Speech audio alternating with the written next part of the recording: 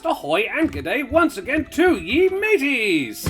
I was born of the sea, I eat fire coral and piss salt water, and I be your DM, Josh the Pirate, and it brings me more satisfaction than suplexing some fool who's been talking shit and then turning to the audience and raising a single eyebrow to welcome me back to Corsair's Cove and my Humblewood world for a new mini-series in Of Hearts and Homes, which is on again, off again, maybe a little bit, story about Kingsley, Kiki, and other friends from Julio's past. Above me and around me, I have my hearty crew. What you might call ice-cold can of whoop-ass, it's Karen Schlink. A nice guy, but sometimes he does bad things, it's Zach the Renegade Chicken, and one-on-one, no one else around, she will beat your ass like a Cherokee jump, it's Jess the Queen Bitch. I'll do that with everybody around. So let's talk about these lovely folks, shall we? I'll fight myself. If you're wondering, those are all quotes from Dwayne "The Rock" Johnson. I knew it. As soon as you said the line about, talking shit and then turning and raising an eyebrow, I was like, isn't that The Rock? Yes, that is indeed The Rock. As someone who has never watched wrestling. I bought Karen a WWE I should have known DVD. it from the ice cold can of whoop ass. I literally watched that the other day. Yeah, that one's Hobbs and Shaw, isn't it? My love? Yeah. Alrighty, so guys, who the absolute heck are all of you? Karen, who the heck are you? Darius is dying, oh dear. Hello, I am Karen, otherwise known as... What? Who's dying? Yes, no, you're good. Right. No one's died. I'm so confused. Darius Hi, is I'm sick. Karen. I am alive. I was very recently sick, so if I start sounding a little huskier than sexier, it's because my voice is starting to just slide off again. Zach was far enough away that we can confirm it was not his particular brand of infection that took me down. But he's got another crack at it tonight. So I am former a writer and internet addict. You can follow me on Twitter. You can find me here, usually on Tuesday nights to play Baldur's Gate. But I was getting dizzy if I sat up for too long, so not for the last couple of weeks. But hopefully next week, because I would like to finish that game eventually, sometime. And she refuses to play it off stream. And tonight I am returning. No, I'm trying not to lose too much time to it. And if I start playing, I keep playing for hours and hours and hours, and then it's like 3 a.m. and I have to go to work at 9, and it's terrible. Yep. Restraint. It's not my strong suit. That's what this tonight whole I am Elysium did to playing, me. again, Kiki. Tonight I am playing Kiki, the firework-obsessed Luma monk. With brightly coloured feathers and brightly coloured explosions, if you ask nicely. Hell yeah. Zach, who the heck are you? Hi, I'm Zach. As I noted over on the Lawrite stream relatively recently, the round of antibiotics was unsuccessful. The infection is still here. I'm still around. I am also a little bit sick, so if I mute and am shaking violently, I'm fine, don't worry about it. And tonight I finally get to reply as Kingsley. Hey. My favorite little chicken, Renegade. definitely just a bard, stop asking. And I cannot wait to get to play him again and to finally bring Jess in. One of us. I've been so excited Jess, for this. for the 49th player character in this setting, Jess, who the heck are you this evening? I am Jess. I will be playing Milo. He's a surprise. He is a surprise. He's just a little guy. He's just like a little my guy, other you characters. guys. Just a silly little guy. Before we go any further, we do need to mention that the There's Ukrainian more people... suspense than lighting a firework and it going mysteriously quiet. Ooh, yeah, no, I don't like that. We do need to mention the Ukrainian people before we go any further. They are having a shitty year, even shittier than Karen and I, which is quite shitty.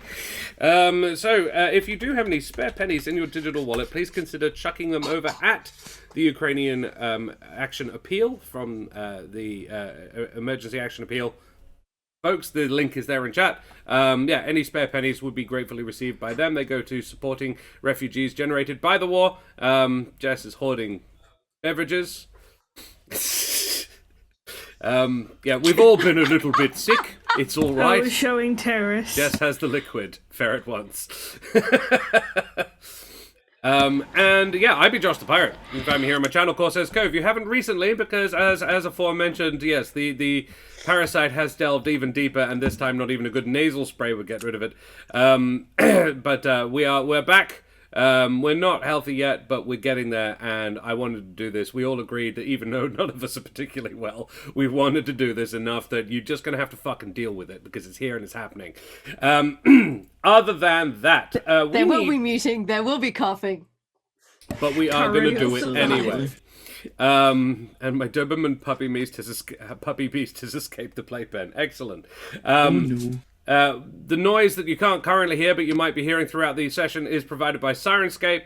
We are affiliated with two wonderful bunches of folks called Wooden Forge Gaming Accessories. Check them out at woodenforge.com/Corsairs Cove. They provide some incredibly beautiful handcrafted wooden tabletop accessories like this gorgeous Jarrah Dice Keeper. One of the new things they're doing now is actually printing D&D themed artwork onto these in color. And I'm like, fucking how did you do that? It's gorgeous. Very, very sexy stuff. Check out their website. Yes, it's a dangerous money sink. And if you click on that link and the one that has /Corsairs Cove on the end of it, then I may be going to treat you a little kickback, you bloody champions. And it's rather lovely when that happens. Oh, holy shit. Yeah, it's Sorry, I just saw the dice box. very pretty stuff, right? Guys, go look at this. And we being got, Lorite, thank you very much for the resub, you bloody champion. And the other group we're affiliated with this evening is Troll Lord Games. Troll Lord Games are currently running a Zach, it's an Kickstarter infestation. for their I'm new more or less folks. They have just re-released their Castles and Crusade system, making it even less reliant on the OGL, which is, I think, jolly smart of them.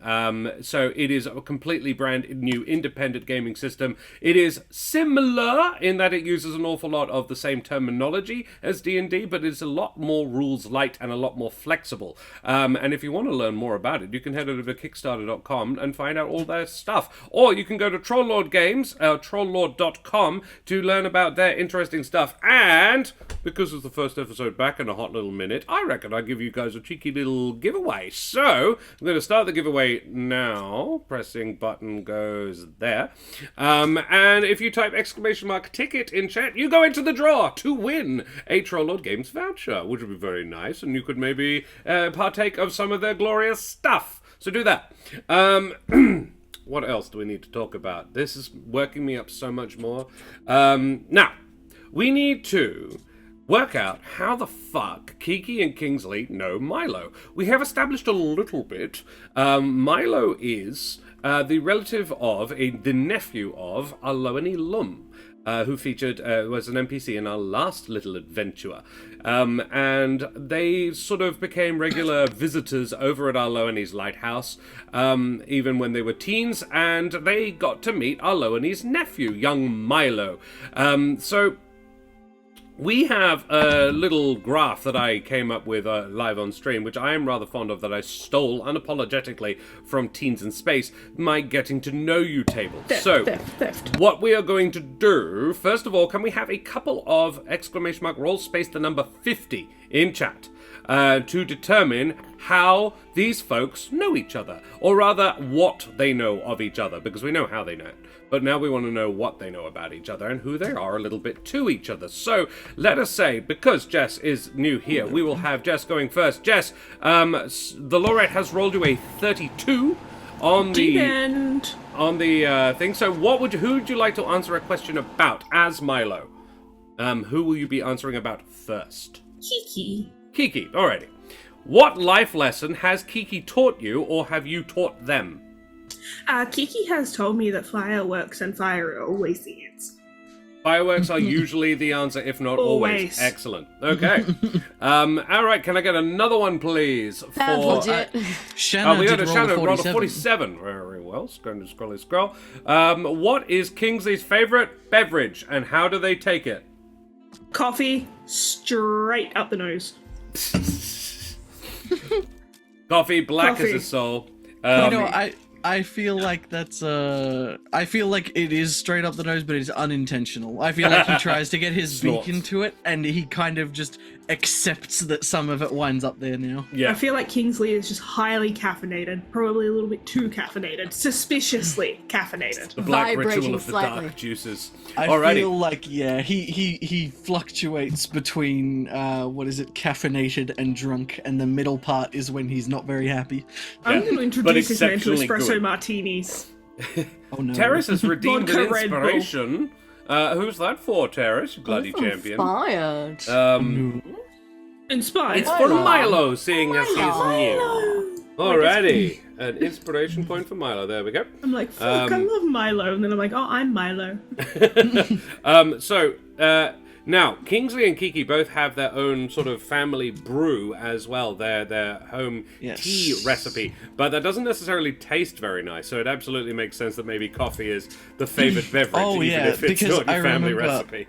When I made mine, the recipe that I made up at the time was that I believe it was like All show. it was sort of like red and green, like very bright colors with like gold sparkle and things like that, but it had no taste. Yeah, It very was bland. like all aroma and appearance, but it tasted like leaf water. Like there was nothing in it, and it was just because it was much as Kingsley often is, all show and little substance. Yep.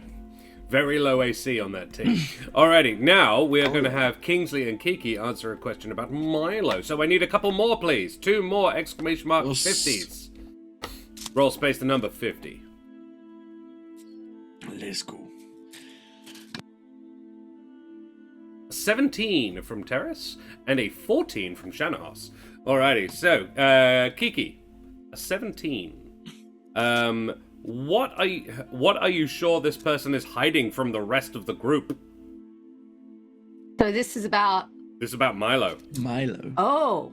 Is he putting you at risk?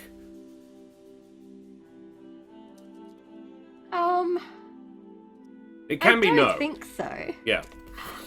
Yeah, I don't think so. I think Milo, like, if Milo is keeping something from me, I feel like it's just kind of Milo didn't think it warranted a mention Okay. at this sure, stage. sure. Yeah. I think if Milo is keeping a secret, or like, it's not like, oh, I must hide this from Kiki. It's kind of like, this literally hasn't entered my head while we've been together, so. He's just an innocent little guy. Yeah. Yeah. So he wouldn't hide it deliberately. It's more just sort of like, she doesn't need to know that. What is it? What is he hiding? Are you Is asking? the possibly main question. And I'm asking Karen that Jess has to then play. I think it might be the extent of the jungle network Milo has tucked away. Yeah, sure. I don't Yeah. think Kiki's quite aware of the extent of Milo's shenanigans in the wilderness. Milo shenanigans in the wilderness. That is an adventure in and of itself. Hey, Crispin, it is good to see you, mate. We are back. We are still not 100%. We all have a lot of fluid on the lungs, but we are back nonetheless. The nightmare persists, but so do I. All right, so that Sorry was about 17. the interruption. Good though. I And- have specifically requested that not happen, but Look, 100% is Look, overrated. sometimes the Nick. dog rips my headphones right out of my head midstream. so, True. you know. And Zach, a 14. What is the nicest thing you could say about Milo? What is the nicest thing Kingsley could say about Milo? Ooh, I think it would. I genuinely think it would be. I think he would just say that Milo is extremely, like, I think endearing is the right word, and like particularly in the way that, like, I feel like Milo has that just kind of almost perpetual, like, friend's younger brother energy, where he's just kind of like the worst. he never really gets in the way of what you're doing, and he doesn't always get exactly what you're doing necessarily, but he's like always there, he's always enthusiastic, and he's one of those people where you just don't stay mad. Like, even if you get frustrated with him for some reason, a little, he's very endearing. I don't Like think it kicking sticks. a cat. It's hard, yeah. I was gonna say maybe not friend's younger brother. Because as Josh said, yeah, worst. I'm sorry, I am the oldest brother, and a lot of my friends are the I'm the oldest older brother, sister. and yeah, it's just sort of like, oh, yeah, no, yes. And I was the one who had the most irritating siblings. One of my younger brothers is 9 years younger, and oh my god, he was a shit. Love him now, love him to bits. He's been on the channel, but at the time, yeah, when Hugh was 9, he was a fucking shit. Well, that's wonderful. We now know a little bit more about Milo, even if we don't know a lot about Milo. So we need to get right into it, I think, ladies and gents, and non-binary folks. So, mateys, may no illnesses lay you out for over a week, and all your battles see you fight God with the power of friendship, as we head tremulously at first, and then with mounting heat and passion, into the Everden. We return to the southern continent of the Everden with its lush jungles, thick with humidity and mystery. These trees have seen more strange occurrences than mortals still remember, and yet, occasionally, even they can be surprised. This morning, the mists are heavy, redolent with the peaty aroma of decaying plant matter. This far in, the sunlight rarely reaches the jungle floor, and what little does casts the wisps in shades of emerald and umber. Suddenly, a pair of stout legs disturb the fog, dashing through in a breathless run. That was not my cue line. The being they are attached to appears to be running for their life. A hedgehog a little under 3 feet tall scurries through the undergrowth. He wears a moss and twig hat, a green and red adventurer's coat, and a look of desperation on his little face as he mutters to himself something about warning Aunt... I've screwed up already. Aloane, thank you. About warning Aunt Aloane. There's a crash behind him, a roof collapsing most likely, but it's the softer, vaporous whooshing sounds that he has his ears pricked for, spines tensed. He didn't want to leave Etal, but he's the fastest. And the ancient Tilia woman and village elder basically insisted that he go. It's what's best for Octomocti. He's shaken from his reverie and very nearly felled as a chunk of deadfall, larger than he is, sails over his shoulder, tendrils of blue smoke still clinging to it, and he plunges deeper into the jungle. Hell yeah. Incredible. Well, that was a little bit stressful and tense, but never mind. We return to gorgeous Espinora, ancient, relaxed, and cosmopolitan. Here, traders and vagabonds from across the world mingle with jungle dwellers and city folk alike in the warm and salt-scented breezes. It is from here, some 20 years ago, that one Julio Switchgear began his adventures. But this is not a story about the tree pope of Alderheart. This story concerns a handsome bard and a fireworks saleswoman. It is just past siesta, round 3 p.m., and the city is waking back up for another evening of carousing. Kingsley, Kiki, where would you be? No, you go.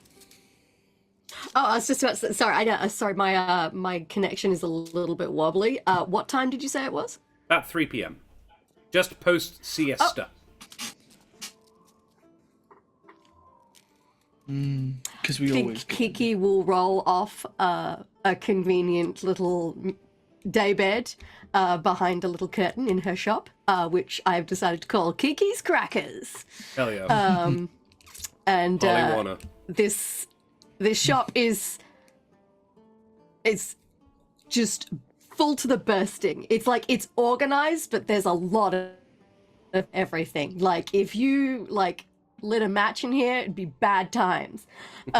She has special lamps because there have been incidents, and she has a little daybed for her siesta, and which has a few little scorch marks on it.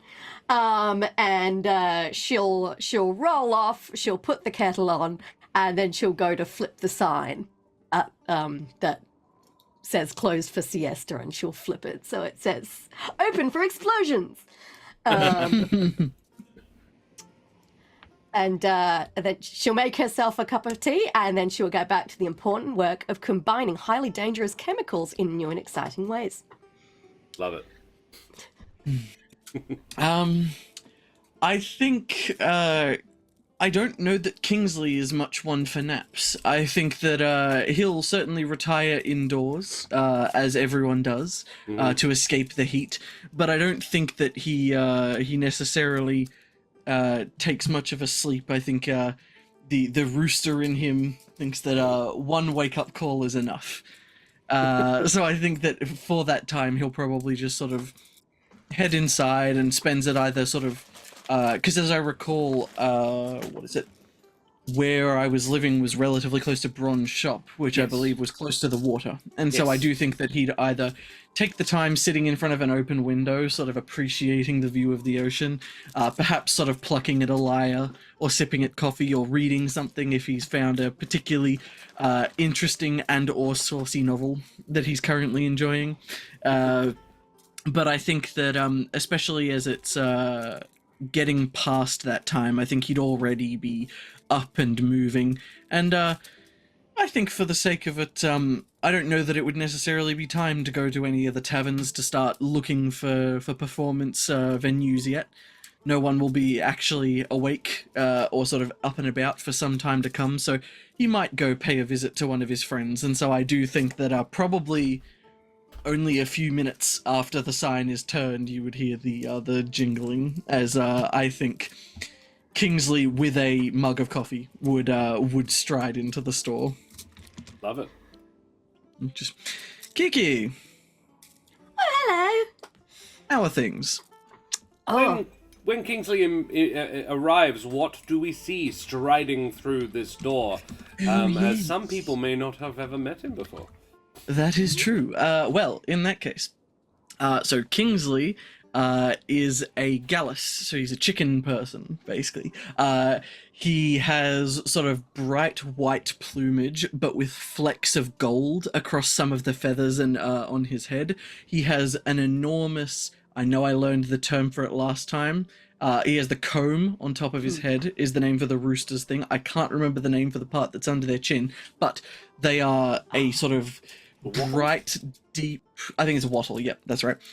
Bright, deep red with the same sort of like golden flecking all over it.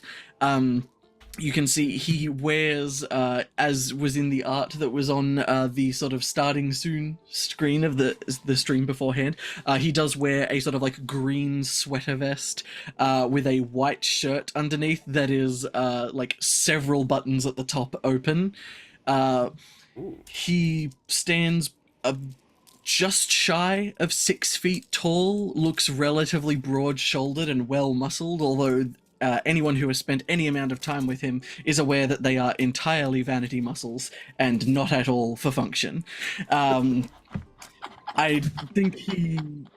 Especially if I'm just chilling in town, I don't think he'd have all of his equipment with him. He might have his lyre sort of strapped to his belt, but otherwise would simply have a sort of normal, sort of sturdy-looking mug held in one hand, several of the talons bearing rings of various sort of styles and luster, as he'll step in, taking a sip, and I think reaching up with a handkerchief a moment later to wipe the rest of the coffee from the beak that he had to stick into it to be able to drink.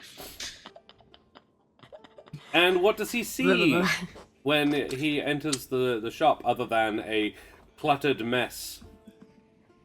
it's not a mess. It's highly organized. It's just very crowded. It's just hard to tell the organization. Hey, Dak. I'll say. there's a system. I don't think that is the vibe.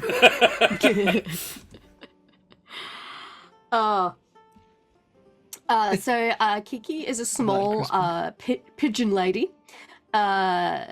She's a Nicobar pigeon, which they have these wonderful kind of greeny bluey color shifting feathers, which are very pretty. Though a few of hers are a little bit singed from errant explosions.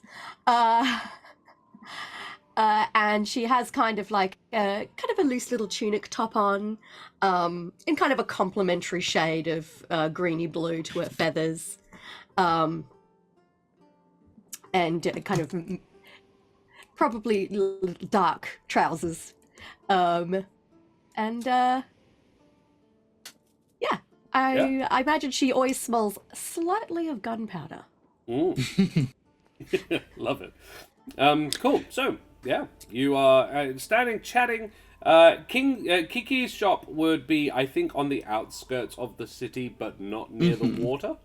Because it's hard to retrieve failed fireworks when they're wet. Yeah. So yeah, this is near a testing range. And they don't let me have it any further into town after the incident. After one of the They've many given incidents. this woman a hut. Yeah. I think, Kingsley probably would have happily taken the stroll across town, because especially not being much of one for the nap, I think that the walk towards the end of that period sort of is probably like a nice sort of ritual for him to just sort of walk amongst the quiet city and sort of clear his head a bit, as I think he'll stride in, and with, I think, just complete nonchalance, clearly having done paid similar visits many times before, will step in and move to hop up on the counter, almost casually sort of just flicking one set of talons out as a golden glow settles over the counter, as he prestidigitates it clean of any leftover powders or dusts that might be lingering that would get on his clothes, before hopping up onto it, leaning Very over to wise. look at what Kiki's working on. Kiki's working on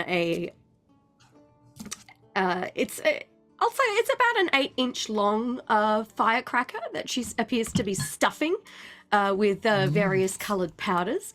And she's got kind of a fun, a bright pink tape that looks like she's going to put some stripes on it once she's finished putting all the stuff in. It looks quite exciting. I'm just Googling what's in fireworks because I know there's gunpowder, but apart from that, I have no idea. So I'm finding out. Color by adding different elements. Yeah, by adding different chemicals. I think iron's gonna give you the red. Yeah, gunpowder, and then flashes and bangs. potassium? You use aluminum powder. Copper for Copper? green. Copper for blue-green, red strontium, green barium, Yeah. sodium will give you yellow. Oh yeah, of course. Yeah. But yeah, I think it looks like she's trying to make a hot pink firecracker right now. She's combining everything with magnesium because she knows that goes white. Therefore, yeah. We'll put a little bit of red, a little bit of purple. It's like also, yeah. And she'll take a moment, she'll put her looks, I say, oh, biscuit, and then she offers you a little plate with some biscuits on it. There's a strong chance that there's some gunpowder on these.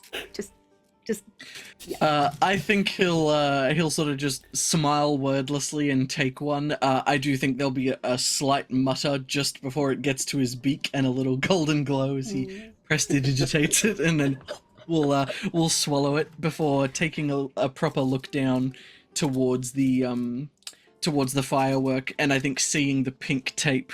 I imagine this is probably, from the sounds of things, not the first time that Kiki has attempted this, and I think upon looking down and seeing the pink, we'll just still chasing the pink rocket then. Yes. The last one was more of a kind of a royal purple, which was very pretty, but not what I was looking for. No, I want, those wonderful flowers that come out in the spring, the really bright pink ones, the smack in your face pink, that colour, and it's really hard. Right. Yeah. I think in that case we'll just sort of like and not knowing anything about how chemicals work or such things, I think we'll just sort of continue to make lovely sort of idle small talk, just enjoying catching up with this friend. Yeah. Love it. Cool. Then it is about 20 minutes later. Kingsley is onto his second biscuit when there is not so much a knocking on the door as a slamming on it. And the door is thrown open by a hedge of your acquaintance. In the door stands, puffing, wheezing possibly a little bit, Milo.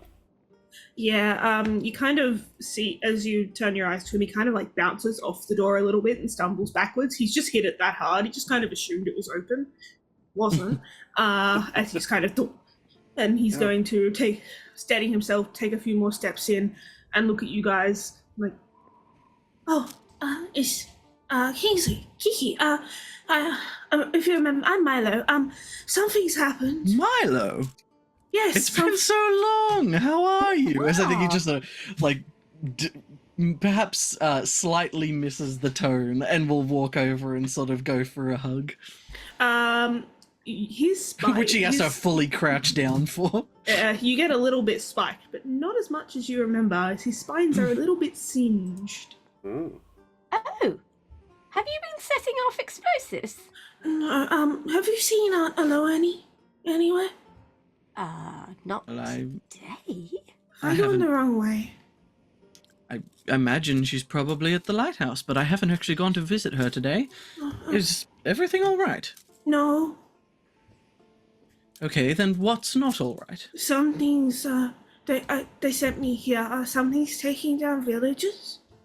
That's correct, yes? Yes. In the Oh. forest. And they got us. Oh. That's no good at all. So they sent you as in being the people who attacked, or? No. The ancient Hylia woman and my village elder. Oh, okay. Well, how far are we from Aloani's lighthouse at Kiki's shop? 20-30 minute walk. It's right across town. She'd be near where Kingsley lives, actually. But yeah, it's on the other side of the village.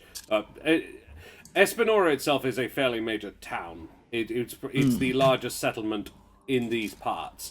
This neck of the woods is more of sort of city-states rather than nations. The empire that used to rule this area very much broke down about 200 years ago, and it's caused no end of ramifications that need not concern us at this point. But yes, Espinora is one of the last big cities, one of the last. It's considered an outpost of the Eluran Empire, even though the empire fell a while back.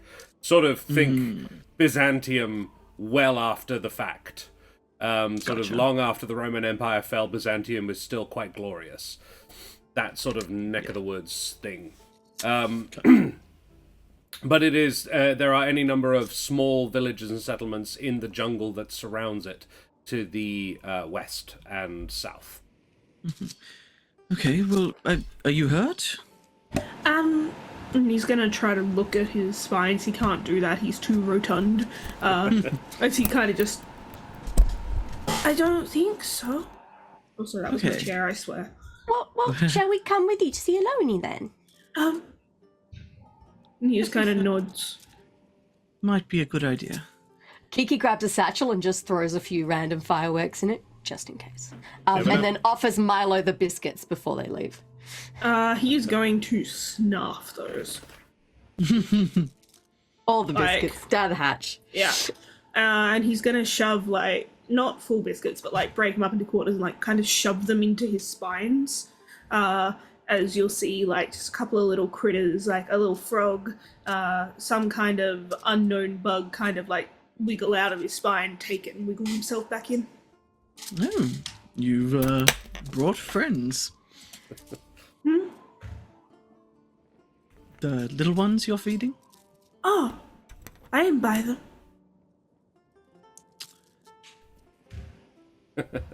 No, I said brought, as in they accompanied you. Oh yeah, they did. Right. Well, hello. And I think there'll be a very faint green glow from the depths of Kingsley's mouth as he'll speak with animals. These guys are so friendly, beyond friendly. A frog's gonna jump himself out and almost hit you in the face as he's just yeah, hello. He'll just say, oh, watch out, and return it to the spines before subtly prestidigitating himself clean again. All right, well, let's go find Aloani, huh? On the way, maybe you can tell us more about what happened. Yeah. And Kiki will flip the sign again on the way out to clip. And there it is, sorry. and it'll say something like "sparking up again tomorrow morning." Very nice. I feel like she's got several different signs for various, like, be back in 20 minutes, probably a couple of hours. We're going for a siesta now. Like, I'm off for a couple of days, see you guys soon. That's... It's the Espinora equivalent of the 4th of July. Come to the square, shit's going down. I really do like the idea, though, that all that she has to do for that is flip the sign once, and it comes up with something different every single time. Yes. Oh, no pressure on me now. I have to come up with a funny every time I flip the sign. No, like, it has a set rotation, but, like... Oh, yeah, no. So yeah, you head across town and go and visit the lighthouse. The lighthouse is not the easiest to access. You have to head up a set of cliffs and then over a narrow rope bridge that Kiki once did a combination 3 kobolds in a trench coat / get help in. Glorious. It was an excellent moment. It was all great. while an earthly manifestation of the god Kren was being very upset above. It was a whole time. I'd flopped so many right. rolls, and then I nat 20'd my performance check to convince these doofuses that, yeah. And I think that was also what led to me then dissociating for half a session after Kingsley took a life for the first time. Yeah. Very You threw a funny. bunch of people into the crashing sea Yeah, I beneath you. pushed a bunch of people off the cliff. Yes.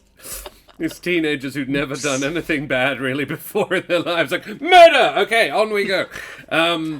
So you Start climb strong. up to the lighthouse, a 4-story structure on the top of a sort of a pinnacle sticking out of the harbour, or a little bit north of the harbour.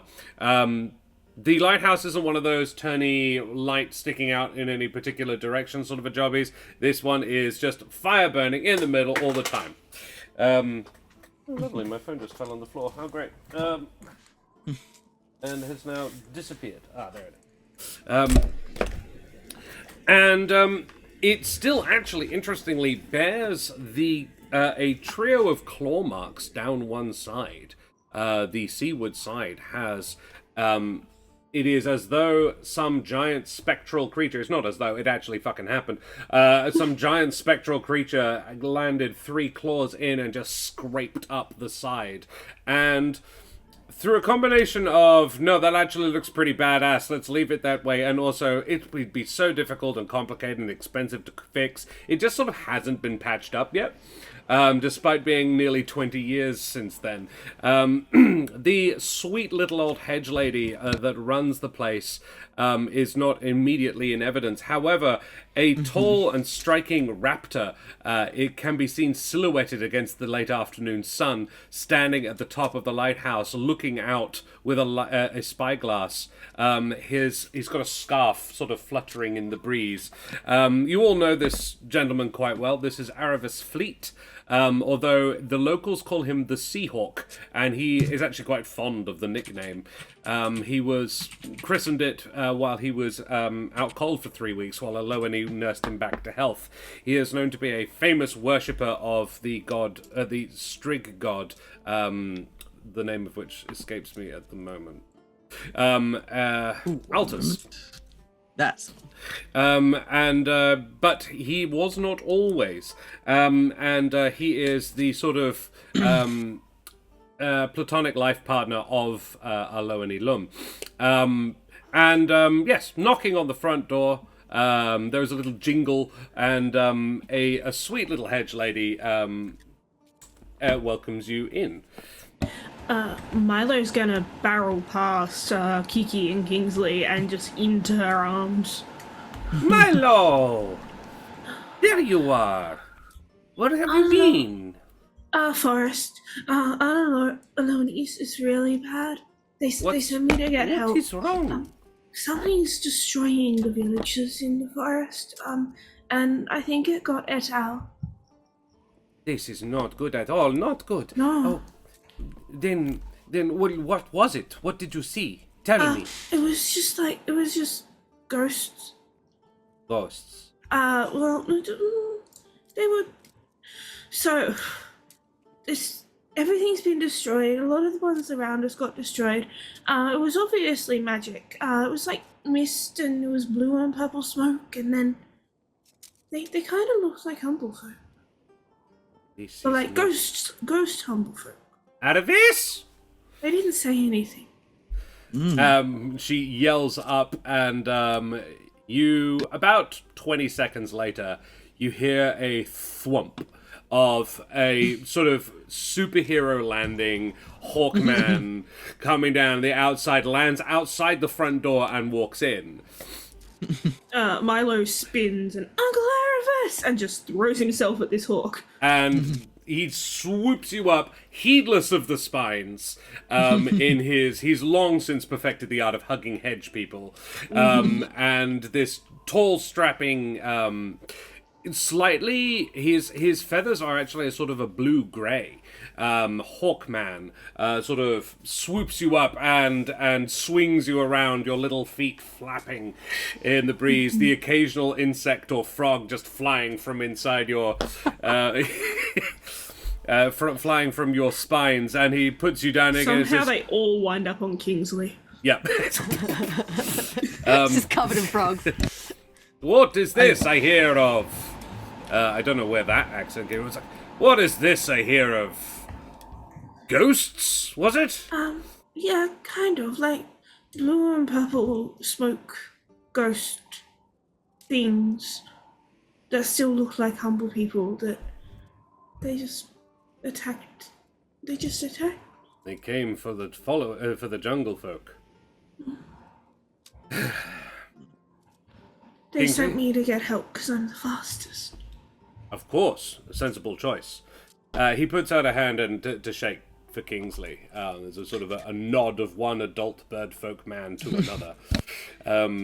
Yeah, he'll absolutely take the hand and shake it before, I think, looking back and. And then there is a click of the heels together and a Kiki. Lovely to see you as always. Ooh, the stream just glitched out for me. Did it glitch out for It anyone did else? as well a little bit. That's all right. Okay. Wait, Good? we're coming back. There we are. I'm unstable. Same. Bye. Murder time, fun time. Says, well, It's like here at Corsair's Cove, we do not encourage murder for fun times or any other times. I think you're beautiful and capable of great things, like murder. Don't do that. You can do a little bit of grievous bodily harm. Unless it's really necessary. Yes. Well, he said, well, first I've heard of it, and I don't know. I don't really know what I should suggest. Perhaps. I mean, you have here, Milo, two of the finest adventuring minds I've ever encountered, and significantly more spry than your aunt and I. It's true. And I think he'll look towards Kiki as he says that, says that in agreement. And remember, get help. It works every time. Perhaps these two could be prevailed upon to do a little bit to accompany Milo back and do a little bit more of a. We can't. There isn't anything so much as a standing army or anything around here. It's a sort of local constabulary, but that's not really the job of them. This is the jungle folk live in the jungle. They choose it. So we should help, of course. And well, if you two can, that would be splendid of you.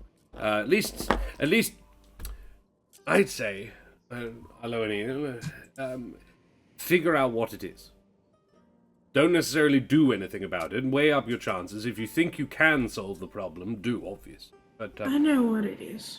It's ghost smoke. Well, yes, ghost smoke, of course, but if we can get a little bit more specificity than that, we might be able to narrow it down, maybe figure it out, maybe figure out a way to solve the things. Those old Elurans did have some very odd burial rituals, funeral rites, that sort of And Aloni looks at him like, you've been reading my books again. Well, I like to stay abreast of what's going on. So just to be completely clear, you want us to go into the jungle and investigate ghost smoke? Milo's gonna spin around and look up at you and go, would you help me? Oh, absolutely. I think it's an course. eye level thing. Kiki's quite short too. Oh, how short's Kiki? Oh, how short would a pigeon be compared to a Luma rooster? are size class small, so no more than 3 or 4 feet. I would say 3.5 feet tall, no more than Yeah. that. I do think Kingsley is probably quite like even for Gallus. I think he's relatively tall, but a lot of that probably comes more from the way he carries himself, because as opposed to keeping the sort of like slightly forward slanted walk that a lot of them have, I think has like over many years through sort of wanting to appear a certain way, trained himself to stand perfectly upright. Sounds about right. Which adds a lot to his height. I mean, if you're 3.5 feet tall, though, you're still a good, like, 9 inches taller than Milo. Oh wow, okay, he's a little boy. Yeah. All right, okay. It said 3 to 4 feet, but I was like, oh, I gotta go a little bit. He can be a runt. Yeah, that's fair. Cool. Alrighty. I think Kiki's safely, much shorter than Kingsley. Yeah. They probably look very odd wandering around together. If you stood Kiki on Milo, you would have someone who is almost as tall as Kingsley. Yeah. Yeah. Okay. They're 2 full people We together. could be 2 people Yeah. in a trench coat. Yeah. Bell curve. Yes. But yeah, Kiki will lean forward and be like, we'll absolutely help you, Milo. It would be Of course. our honor. Can I borrow some fireworks? Kiki will He like looks hopeful. immediately, without hesitation, even though this is a child. I think he's in his open her- 30s. Yeah, Oh, sorry, he comes off he's as just a older. baby. He's just a very he doesn't come across particularly old, but yes. So I knew that, but I was just like, you just sounded like this earnest little child. And I'm like, oh yes, child, I will give you explosives. And she'll like rummage in her bag and she'll pull out like a little bundle of like 3 little mini things, and you can see like the wick sticking out of them, and they're a nice green color, and say, oh, I think you'll like these particularly. I call them the heavenly hedge, because when they blow up, they shoot out these little silver sparks like quills. Now remember, what we say here when we're playing with fireworks? Once it's lit, you commit. So run. Yes. You light it, and then you either throw it or you run. Yeah, Aravis Fleet is very familiar with Kiki's penchant for explosions. Yes, these go up with a kind of a nice round poof, and with little silver sparks just shooting out. So it looks like a little ball of spines, like a sparkly hedge. Milo's or a claymore mine. gonna nod, immediately take out his, like, pull his quiver over his shoulder, getting it caught on multiple spines, Hell yeah. and grab some twine and strap it to 3 of his arrows. Hells yes. But, like, just surprise ones. He won't I know love which this. ones. If he Just doesn't, roll then every how can he time to know? see Exactly. the one that will blow You've up in got their 12. face. How many? Well, then 1 in 4 chance of it being an explosive arrow. Alrighty. Splendid. Aloani would say, well, I can't have you going off without some supplies. So Aloni actually has spent this time digging through her sort of kitchen chest of drawers thing, and comes out with she's prepared all 3 of you a packed lunch. In a sort of in a checked handkerchief each, and then she presses into Milo's hands a potion of superior healing. Ooh. Which is the Let me think. 8d8 plus the 8d4 plus 8 variety. If I remember, don't drink it until I'm really thirsty. Or And hurt. Hurt is the main thing. I mean, if you drink it and you're not hurt at all, then you just won't be hungry for a couple of days. And we know how much we like our noms. Right. Potion of superior healing into my inventory. Thank you. Which you'll need if you accidentally set off that heavenly hedge in your face. It's not gonna be an accident. Splendid. Well then, I wish you luck. Yes, find anything. Unless you can't, if you can't handle it yourself, just come back here and we'll chat and work out how best to go about it. Maybe take it to the city leaders. But for now, yes, your safety is paramount. But if you can do some good and save some lives, do so. Absolutely. Oh, I better give you the new flares while I'm here. And Kiki pulls out a little bundle of flares that she'll give to Elodie. Oh. And they've all like marked with the different colours. Thank you, dear. That's very good. Oh, I like these ones. And a much simpler launching mechanism this time as well. None of this. Now, cast spells, count 3 seconds, then turn 45 degrees to the left, point upwards. It's just much simpler, just and forget. Like it. Yeah. Too much room for error. Too many singed feathers. Good thinking. So, do you have any other preparations you would like to make before you go off on this potentially very dangerous expedition that you have been commissioned to make by some randoms in the village? Yeah, I think Kingsley will sort of ask to stop by his house, just because he doesn't wear his adventuring gear normally. I think just acting as a bard. I think we'll pull out some old sort of dusty leather armor, and I think puts it on, but of course underneath the clothes because he can't have it ruining his look, and will emerge looking, I think, largely the same, but now with a pack on his back and a large sort of quarterstaff walking stick in one hand as well. All right. Out of character prep for a second. Josh, I know we haven't leveled, so it's okay if I can't, but could I have swapped out one of my spells in between adventures? Sure. Yeah, that's fine. Excellent. Because enhance It's one ability. of your bard spells only, yes? I was gonna say, yeah, it's a bard spell. I was gonna say, enhance ability, while a fun spell, I think isn't something he would have needed for quite some time. And given his association with Kiki, as much as I think the spell itself isn't always particularly useful, I think pyrotechnics is a little too fun to pass up. Oh, yeah. Alrighty, splendid. So, yeah, Kiki, do you have Kiki any would need to preparations? get her staff and probably her panpipes as well, if she didn't have them in her bag already. Yeah.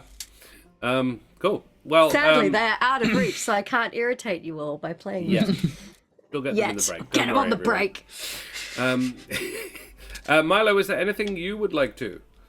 Tank Hunter, it has been a day, a week, and a fucking month, mate. And I've already entertained children for 3 hours today. That is why I am tired. Yeah. Milo, anything you would like to do, say, before we head off back into the jungle? Oh, you're muted. I'm gonna unmute myself, and then I'm going to give Aunt Eloany the biggest hug, and then I'm gonna give Uncle Aravis the biggest hug, and then I'm gonna give Kiki the biggest hug, and then I'm gonna look at Kingsley as if I'm asking for permission. Kingsley will, I think, won't even nod, but will just smile and just sort of, kneel down. You're gonna get frogged, but I'm gonna give you the biggest hug. Absolutely. He will absolutely return it with frog. He's trying to be as subtle as he can about the prestidigitation directly afterwards. You do not notice a frog in your pocket. Yeah. That's fair. Aravis Fleet does, however, and thinks it's hilarious.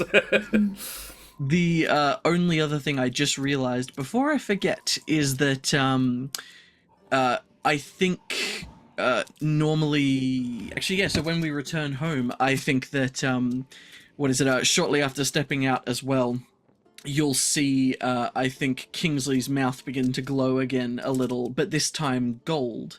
And as he sort of speaks, I think sort of like trills almost, you see what look like almost several golden musical notes seem to kind of like float out from his mouth before they all conglomerate on one spot, and midair you see a lovely little rainbow parrot appear, just a tiny one, as he's going to bring out his familiar. Milo is absolutely enthralled by this little guy. I'll say, for Josh's edification and the stream's edification, his familiar was already there and has just uninvisibled. He's prestidigitated some cool magical effects. Okay. Fair. Love and it looks like it. Also, I can't remember what I named my familiar last time, but I came up with a phenomenal name for it anyway. So Kingsley's going to bring out Princely. Princely. Oh my Excellent. god. Squirely. Splendid. Alrighty. Well, then you head back off into the jungle, accompanied by Princely and a whole mess of frogs, lichen, and other bits and pieces. Yes. So, well before you arrive at Octomocti, the jungle village where Milo first witnessed these ghostly beings, the strangeness begins. I presume you are all keeping your ears and eyes peeled, so perception checks all round, please.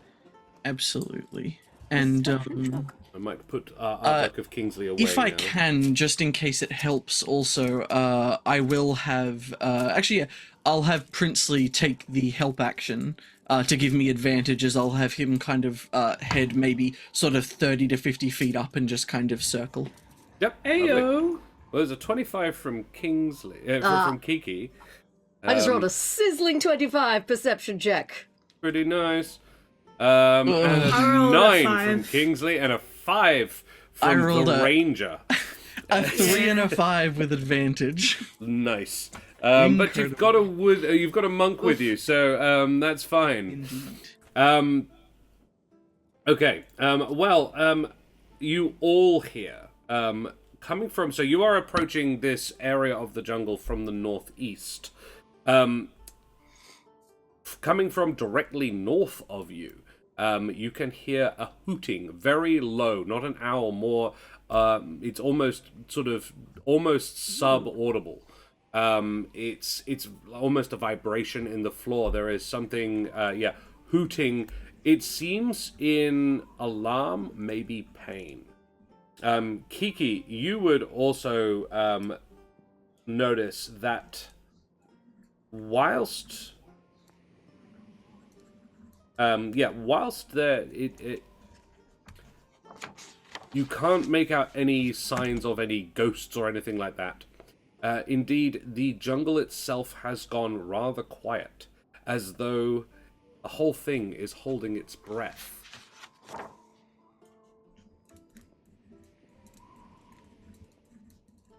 And it's only Kiki that can. Only Kiki notices that. I'll kind of catch their sleeves without speaking and kind of put a finger to my beak and then kind of do the kind of, can you hear that sort of gesture? So I do. Milo's gonna go very still. I think Kingsley will as well, but I have a question for you, Josh. So you said that there's like it's a hooting, but there's like it's almost like the bass kind of rumble. Yeah.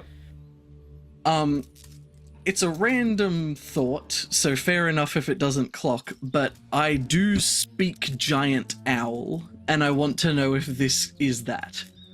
It's not a giant owl. Okay, cool. Good to know. I love that. I'm like, you specifically speak giant Yes. owl. Well, I speak 3 giant animal languages because giant elk my and giant. I have no ability score increases. My only feat I've taken was Speech of the Ancient Beasts, which gives me a bunch of stuff for interacting with really big animals. Yeah.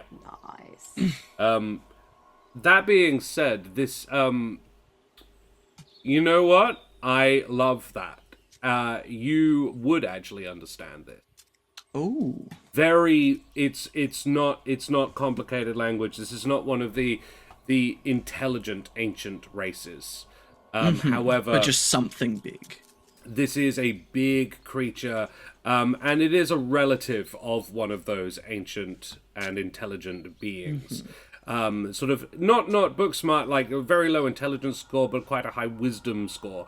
Sort of situations. They don't know an awful lot about reading, but they can absolutely tell you a good yarn or two. This one is saying, pain, attack, pain, protect, and it comes out as this oot, oot. but it's a noise I am not physically capable of reproducing. That is fair. It sort of sounds like someone blowing through a horn. Oh, gotcha. I think in that case, as we all stop and take a moment to listen, I think you'll see Kingsley's eyes flash a brighter green for a moment as he sort of listens, and then it's wounded. I think it was wounded trying to protect. We should go help it. And is going to, quietly as he can, start heading in the direction of the booming voice. This is not directly in the way that Milo was heading to take you to Octomocti. However, it is quite possibly related. Yeah. Yeah, I think the Octomocti stuff is important, but knowing what we are hearing, it wouldn't sit right with Kingsley to just leave it be, so... And, also mysterious injured creature in the forest when there's been mysterious attacks happening. I can put those dots together, I like to think. Yeah, absolutely. So you head that way. Is it hurried? Is it stealthy? How are you doing this? Milo's gonna actually talk to you both, like look at you both and say, just be very quiet. The forest isn't usually like this. Something's very wrong. I think Kingsley will put on a confident smile and will quietly just say, "You'll be fine. We're here, but agreed. I'm not worried We'll go about quietly. me. I sneaky. We can take care of ourselves. Don't worry." Worried about And he'll you sort of later. like ruffle your head. Hands And full we'll of stealth. spines immediately. Don't you? Ah! No, he's got the moss and twig hat on. Yeah. Yeah. It's okay. Your hand's full of twigs. Well, so it's a He stealth check, fucking right? nails the stealth. Very nice. Yeah. This is not gonna last, guys. Oh yeah, I've got a +9. Milo gets an 18. Kiki gets 25. Kingsley, solid 6. Yeah, that is. Kingsley is like, I am not afraid. Gastoning it Crunch, through the crunch, village. I actually think I fully think that I think that he's trying to be stealthy because he agrees with he agrees with Milo's assessment, but I think that the sort of concern for whoever this is, coupled with his natural inclination for boldness, means I think he just sort of naturally starts to slip back into a more normal stride and kind of fucks it up. Yeah. That's actually okay. I have Natural Explorer. Oh, yes. So we can move stealthily at a normal pace. Oh no, sorry, that's while alone, so that must be the only one that's not. That's okay though. Are we trying to track this? It's not moving. You can certainly make a survival check while you are approaching to see if you can notice stuff around the situation. Yeah, I get an extra +2 to this as well. So 18. 18, very nice. Yeah, because we're in a forest environment. Yes. So, the ground around this is, I reckon you are approaching it cautiously. You've sort of stealthed up to what you've located where the thing is, but haven't actually got eyes on it yet. The underbrush is very thick in here. And as you sort of sneak around it, trying to get a good look at it before you actually approach, you find a spot where the underbrush has been very thoroughly trampled down. And with an 18, this is one of the larger lizard, reptilian creatures that live in the deep jungle. Easily a size-classed huge beast. And it is not the only one that has passed through here. Sorry. You? Would I have understood it? Like what it was saying? What is your abilities regarding speaking Draconic. with animals? No, it is not speaking to Okay, cool. 1 second. Regarding speaking with animals. You can speak with tiny animals and bugs, I believe, from being a hedge, but I don't think you've got... Not yet. I have speak with animals, but I haven't cast it. So. Yeah. It's definitely a sort of a dinosaur. However, the footprints in the ground indicate that it was not the only one. and other kinds as well. This one is definitely a four-legged variety. It has basically the footprints are large circles with toe markings at the front. However, there was definitely some of the more two-legged theropod variety as well involved.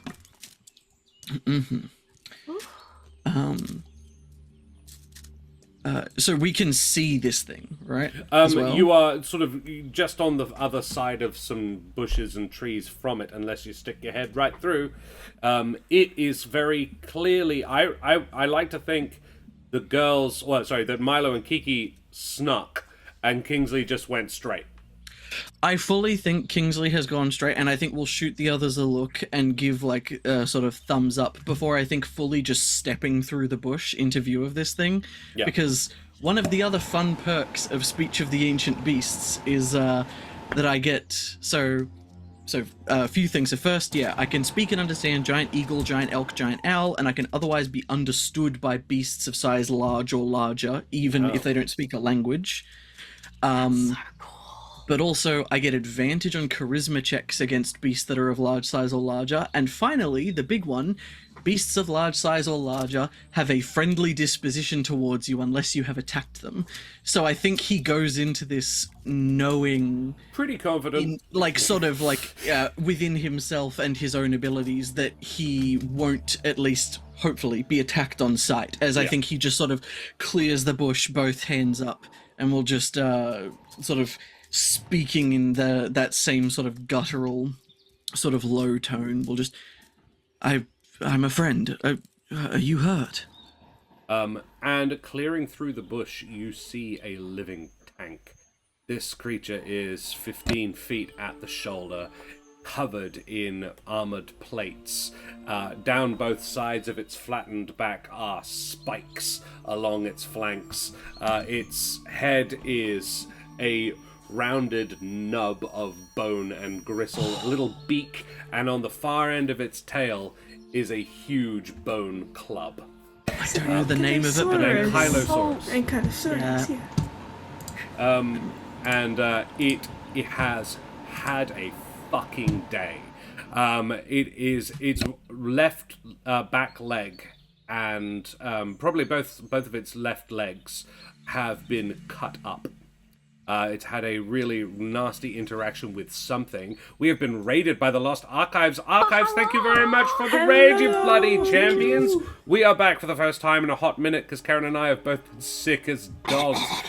We still are a little bit, but we wanted to rejoin the streaming community. And guys, thank you so much for joining us, you bloody champions. A library raid. No, that's too hard. But guys, thank you so much for joining us. We are playing a little bit of Humblewood. We are doing a new story in the Humblewood setting. This is a new homebrew story I am writing as we go, pretty much, called Spirits of Mourning. And I'm rather proud of it. When we get to the end, I will tell you a little bit more about the inspiration for it. But suffice to say, it is based on a song. And I will tell you which song at the end. I won't spoil it for now, because it'll actually give away a lot of the salient points that happen in it. If I was to tell you what song it was. So yes, it's very good fun. It wouldn't happen to have been a song you were playing around the house recently, would it? No, actually, I don't think you've heard me play it. I have played it a couple of times just to check a couple of details and names. I would have done it with the headphones in. It's not Unleash the Archers. It is not Unleash the Archers, I'm afraid. Shanahos. Unleash the Archers are amazing, however, but they have not yet produced a song that I can absolutely base a couple of games on one of their songs, but not this one. No.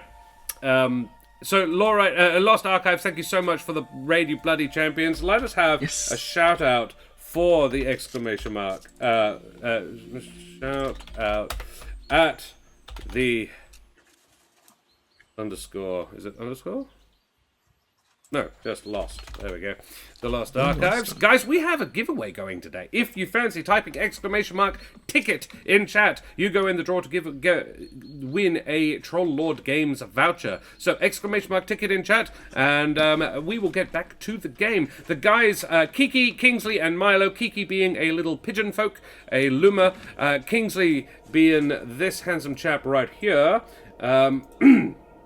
Boop, that guy, and Milo, a little hedgehog person, are trekking their way back through the jungle to find the village of Octomocti, where that has been attacked by ghosts of some sort recently, and they have just encountered a wounded Ankylosaurus in the jungle, one of those armored dinosaurs. So yes, Lancaster, good to see you there, matey. How are you? Thanks for joining us, mate. Question: does the name Octomocti? Did you make that up, or is that from? It is from the song. Ooh. I will refrain from looking it up as tempting. Urge to as- Google. I won't. But yeah, I do think that Kingsley will, as he emerges, I think just, we'll just, I think knowing that this thing, especially from the way it talks, doesn't necessarily have the intelligence for sort of like more sophisticated speech, will just sort of, friend, and then beckon to the others to come out of the woods. Make and me a persuasion friends. check. I do get to make this an advantage. You get because- advantage, but this thing has had a rough day and interactions with creatures that look not dissimilar as far as it's concerned to you. Babe, don't yet. As Milo kind of, as he stumbles out of the bush, kind of makes contact with your leg, and I'm going to cast guidance Love it. as you feel like very warm and like you've just had a nice hot chocolate, a hot Milo, even. Ah, Incredible. With many well, scoops. Thank you for that. In that case, 25. including the guidance, this is 25, yes. so this creature has it has had such a rough day of it. The its back leg particularly is almost lame. It is struggling to put weight on it. It has been cut up rather badly. The front leg is still usable, but it's circling, and it has been circling for a while, basically just protecting itself. It is very upset, but it sees you, and you say friend to it, and it there is a spark of understanding in its eyes, and it does not relax, but you are allowed to approach. I do think that perhaps as it has that moment of realization, there would be a faint little, almost like a bit of a tiny little shoot of green magic, almost like a little bit of filigree that kind of just like lances off the side of one eye, as I think it looks at him and gets that feeling from what he has said. Before I think looking towards Milo and the others and just we can help. We can fix your leg, your injury. Help. Pain. I can do this. And Milo's gonna place his hand out flat, and almost from within his hand will grow a small apple tree, and it will dot itself with 10 green apples, which will then fall from the tree. The tree will retract back into his hand, and he's holding 10 good berries. Amazing. Good apples. Yeah. And he's gonna just pluck one and very slowly walk up to the Ankylosaurus. Hands flat. Don't curl it around, otherwise you lose your Yeah, fingers. Yeah. And Yeah. yes, this great beast Just feed it one for now. gently chomps down on this. Kiki, how are you with animals? I'd say like she's reasonably good. Like she has less experience with interacting with them than these guys. Those who listened to the original Espinora one, like she had a pet beetle called Bo yeah. when she was a kid. So she's reasonably okay with kind of bugs, but this massive lizard's kind of a little bit outside of her usual arena.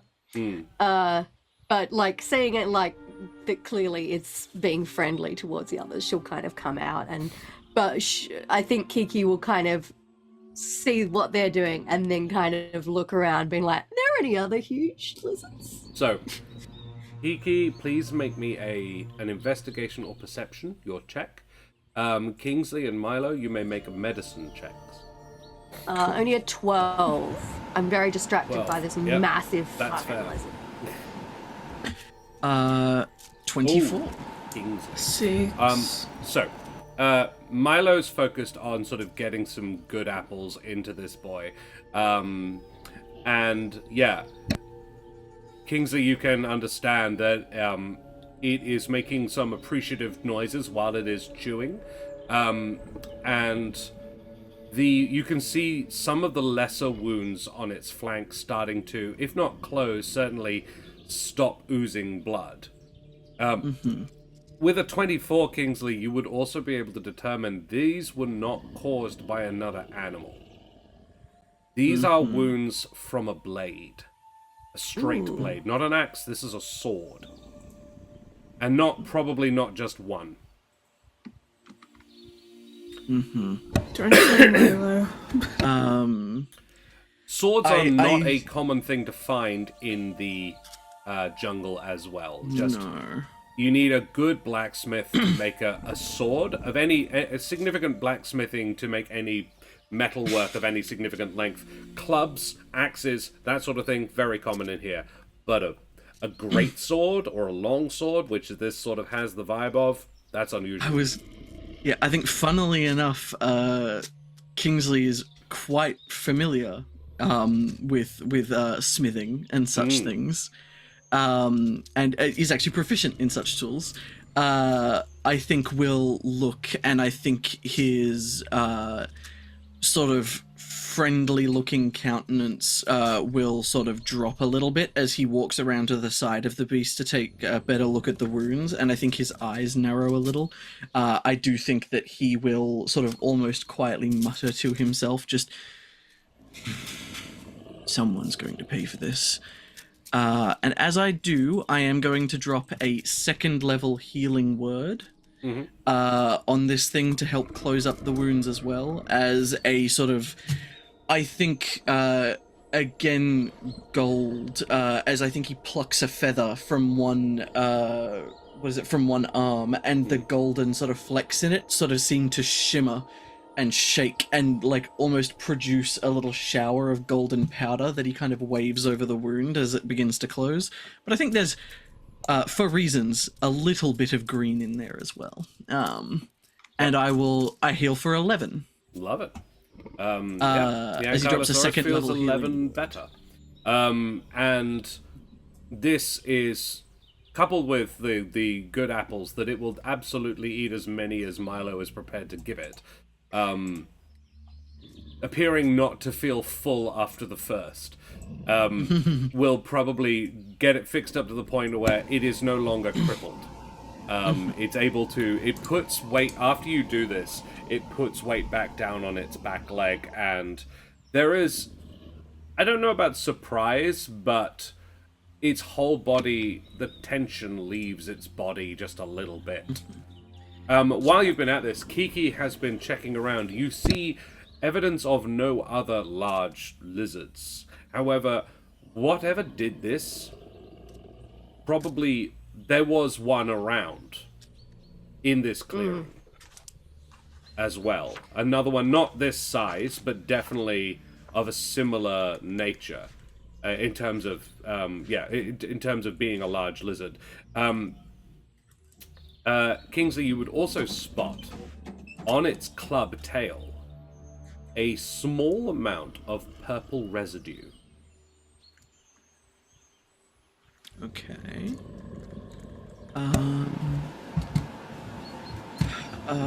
I do think that very briefly he'll spare a look over towards Milo, feeding it the apples, and give him like a sort of a smile and a thumbs up, and just, neat trick. Milo's kind of like patting this thing's snout and just kind of leaning.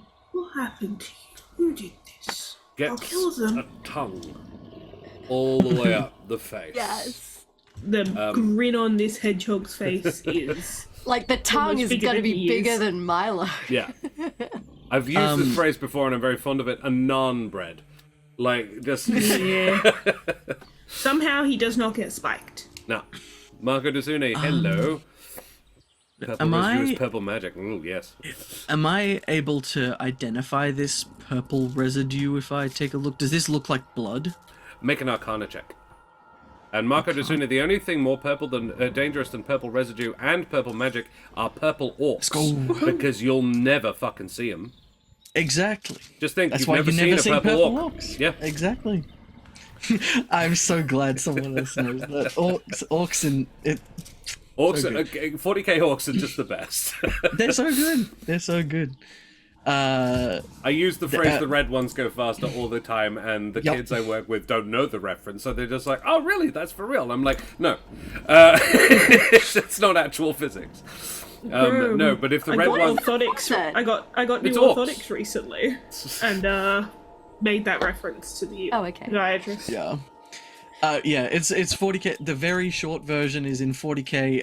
If orcs, they work like Kuatoa from D&D. If they believe something is true, it becomes is. true somehow. So If when there's they enough paint of their them. vehicles red, saying the red ones go faster, those they vehicles go actually do. faster. there's a I love it depends on the author as to exactly how ridiculous it is, but sometimes the orc vehicles only work for orcs because they want them to, or they believe they should. because So- their mechanics are like, I've built a car because it looks like a car, yeah. and it Orc doesn't spaceships have any have of the a parts go that button. work. Yeah. Or it's like, what's the classic one I hear of, like, what is it? Someone being like, hang on, like one of the orcs being like, hang on a minute, did we get gas? And the leader being like, of course we did, and the gas meter just. Yeah. There was a story about orcs invading a Tyranid spaceship. And Tyranids don't breathe. They don't need to breathe in space, so they don't have atmosphere. But the orcs didn't notice because they didn't. They just assumed there was air, so they just did. So they were fine. Yes. It's No one pointed very out they'll incredible. die. I There could was- tangent for so There long is a about fan 40K theory orcs. that the god emperor of mankind is only a god because the orcs believe it. Yes. And I Yeah, and I adore do that. love that theory. He's kept alive because they think it works. Because the orcs, well, he's one of the fightiest of all the Yumis, so we've got to keep him alive, right? Anyway, Yeah, of course. yes, we're not. This is a world where orcs aren't a thing, sadly. Although Yes. I have made it in canon across all of my worlds that when there are orcs, they are fungus. Yes. Because that just makes sense to me. They're There's pretty actually fun a round. guys. There's actually a round way of proving in physics that red light does go faster. Yeah, but that's if things are red, then they are already going faster. That's the trick. If they're blue, they're going slower than you. Yes, red shifting and blue shifting is very good though. Tank Hunter, good It's physics. a thing. Yeah. But yes, I rolled a That's how 19 key on that shifting Arcana check. works. 19 on the Arcana check. That is ectoplasm. Oh. That is I ghost think- blood. I think that as Kingsley sort of like looks at it, I think you'll see him pull out the handkerchief from earlier, scooping some of it up onto the handkerchief as he sort of looks at it, recognizes what it is. I think kind of blinks a couple of times. I don't think that he's ever been adventuring necessarily in a place that like where he's had to go up against ghosts or anything similar, but I imagine in talking to other adventurers and sort of like making sort of tales and sort of songs and stories and things for Julio and for Julio's other companions and such things, would have heard about some of the hallmarks of it, and I think upon noticing it will, realizing what it is, walk back towards the other two holding it and just, I could be wrong, I think that's ectoplasm. So I He's think actually you're sort of actively absolutely. wisping. From, I think you're right. Exactly like what Milo evaporating. saw. I think you're right, Milo. I think these are ghosts we're dealing with. I knew it. That's what I saw. And this boy And I think- got one. And I think that said, if there's nothing else to be gained from it, he will prestidigitate it away before it does too much to his handkerchief. Yes. Yeah, absolutely. The Ankylosaurus bends down and rubs its head. For it's quite gently. I think it's actually quite vigorous and almost knocks Kingsley over, but it is still intending to be gentle as it rubs its head against you, and it says, No. "Friend." Yes. Did you Thank have any? welcome. And I think we'll sort of put a hand on its head before. Other friends, everyone safe? Sure. Hearing that question, as a ranger, can I look around here to see You certainly can. Yeah. what else has been here and Survival check? how recent? Yeah. I get a +2 to this. I think. Oof, Are we in your 14. favorite terrain right now? Yeah. Yes. I Which think is you why have +2. advantage then, right? No, I get +2. It's we're using the it's- alternates. Right, yeah. So 14. It's all right. I wouldn't let me change There are it no to the other signs type, of so- any other Ankylosaurus around. And in these woods, it's hard for them to travel in groups just because of the size, the closeness of the trees and so forth, and their size. They are about the largest creatures you'll find in here.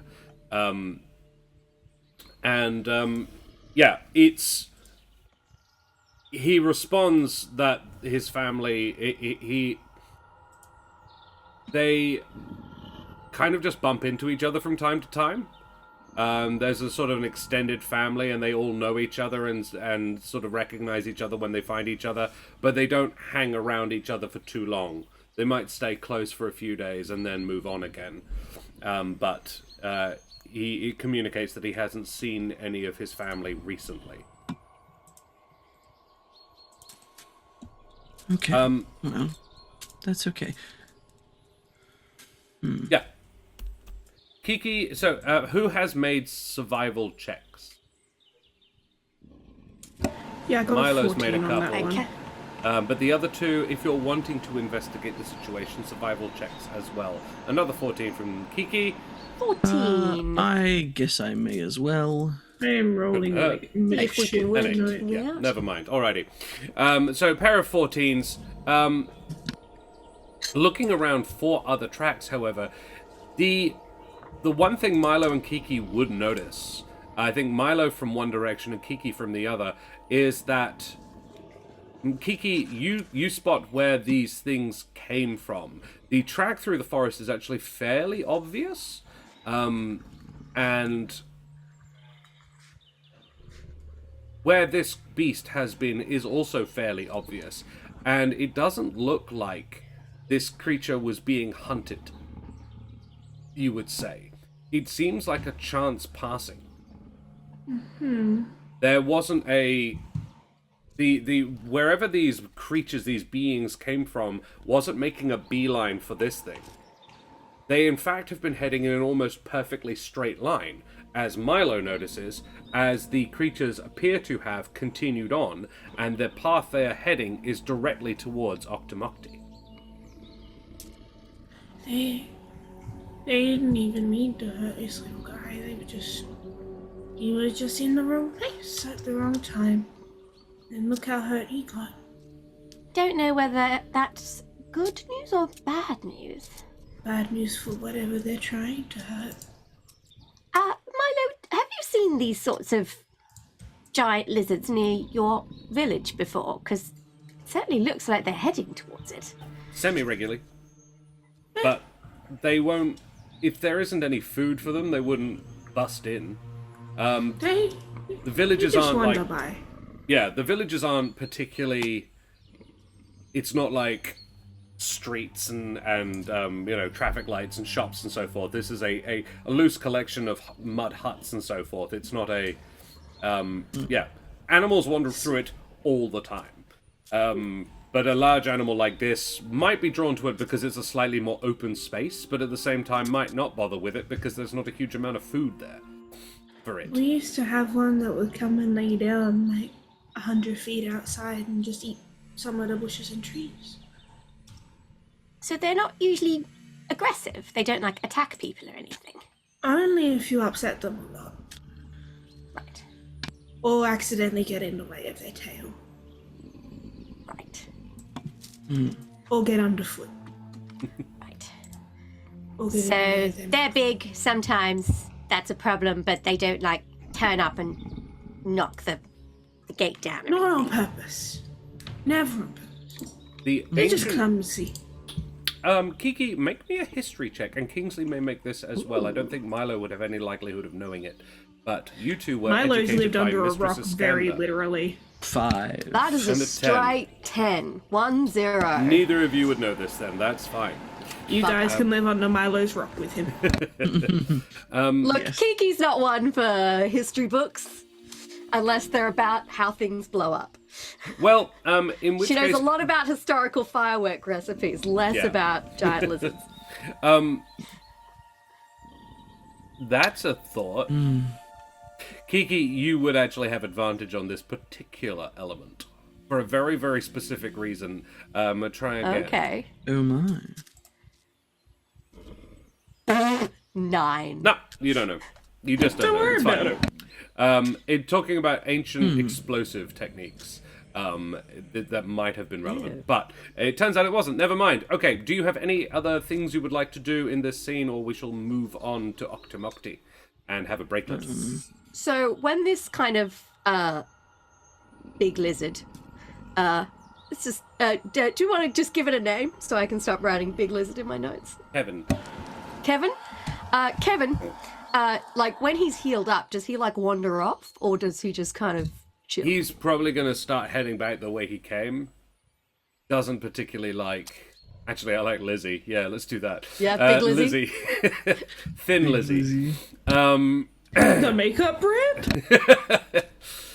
No, the band. You know, I've never tried Thin Lizzie makeup. Is it any good? I've not. No, Nan had some when I was a kid. Oh, yeah. Terrible. Yeah, it always sounded too good to be true in the ads. I'm like, you're making this sound like the best makeup ever, so it's almost certainly trash. It'll be rubbish.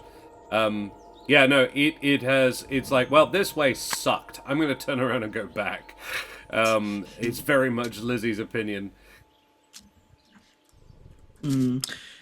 I think in that case, I do actually think that Kingsley will turn to the other two. And is there anything else you think we should ask him before we move on? Whoa, does he know what attacked him? Did he describe it to you? He's not really bright enough to give a very thorough description, but he would say blue, big, little riding big. Ooh. Okay. Sharp, we're looking little, riding, blunt, big. Riders, and the little ones had blades. Is that what I saw attack the village? Make a history check. I think look you were for running dice. more than... Natural 19? Ooh, yeah, no. So, yeah, riding beasts were definitely employed. And they appeared to be mounted on things not dissimilar from raptors or iguanodon. Somewhere in that sort of size bracket. Okay. This is where we It's the find out same who ones. were dinosaur kids and who weren't. I was not a dinosaur kid. I got I nothing was. here. Wait, what did you say, Guanodons? Iguanodons being they had the... Yep. yeah. Gets you and gets you. Yeah. They weren't the most badass, but they were pretty fucking badass. They're very funny. Hey, buddy, stab. Yeah. They had Wait, I they think we're had they thinking had of a the thumb, exact- but it wasn't really a thumb. It was mostly a horn, and they would use it to lock into things. When they were herbivores, but when being attacked by a T-Rex, you could just stab him in the neck with your thumbs up. It was quite an effective defensive thing that they had. Who's got 2 thumbs and knows where your jugular is? That'd be the Fucking Iguanodon. dude. Yeah. Writing that one down. One's got 2 thumbs and knows where your jugular is. Yeah, that's my favourite moment. And I believe they were called Yeah. Iguanodon because they were reasonably good at climbing despite being like 12 tons. Gotcha. No, Iguanodon's part of the... I don't know, it's... Yeah, but there's an Iguanodon family that's also... Anyway. That's where Parasaurolophus is. Yeah, anyway. Yes. Yeah. Yeah, I think we'll I think in that case, yeah, Kingsley will actually look over towards Milo, and I think we'll repeat the description of little ones with weapons. It seemed like blades to me, riding large, blunt creatures. Mm-hmm. Does that sound right? Yes. Okay. That's what got us. Okay. If, Milo, it was a combination of... They were all ghosts, but a combination of races. Yeah, lots of different ones, though. Not all like that. They look like Humblewood folk, though. Okay. All of them. Question, Josh. Hmm. Et al., my village, is it... If the ghosts have come through here, does that mean they've already... Yeah. This would have been before your village. Before they got to your village. So, if they've gone through here, and they went through quick enough to... And Milo's gonna head off in the direction of his village. Yeah. I think Kingsley will just nod, will briefly turn and just to the sort of the large Ankylosaurus and just safe, and sort of give it another pat on the head and just give it a thumbs up as he'll turn and sort of beckon to Kiki and right, let's keep up. Milo is gonna turn around, run back as fast as his little legs will carry him, give this dinosaur like a little bit of a kiss and a scratch on the face, and then turn around and run back the other way. It's like, Love oh it. no, I forgot about that. Nearly forgot to hug the thing. Alrighty. Well, we will have a short little breaklet, guys. Be back in 5 to 10, and come back for the second half of this little adventure that we were doing. So we'll say goodbye. See you soon, everybody. Bye-bye. Don't forget to play next one. Leave my ticket.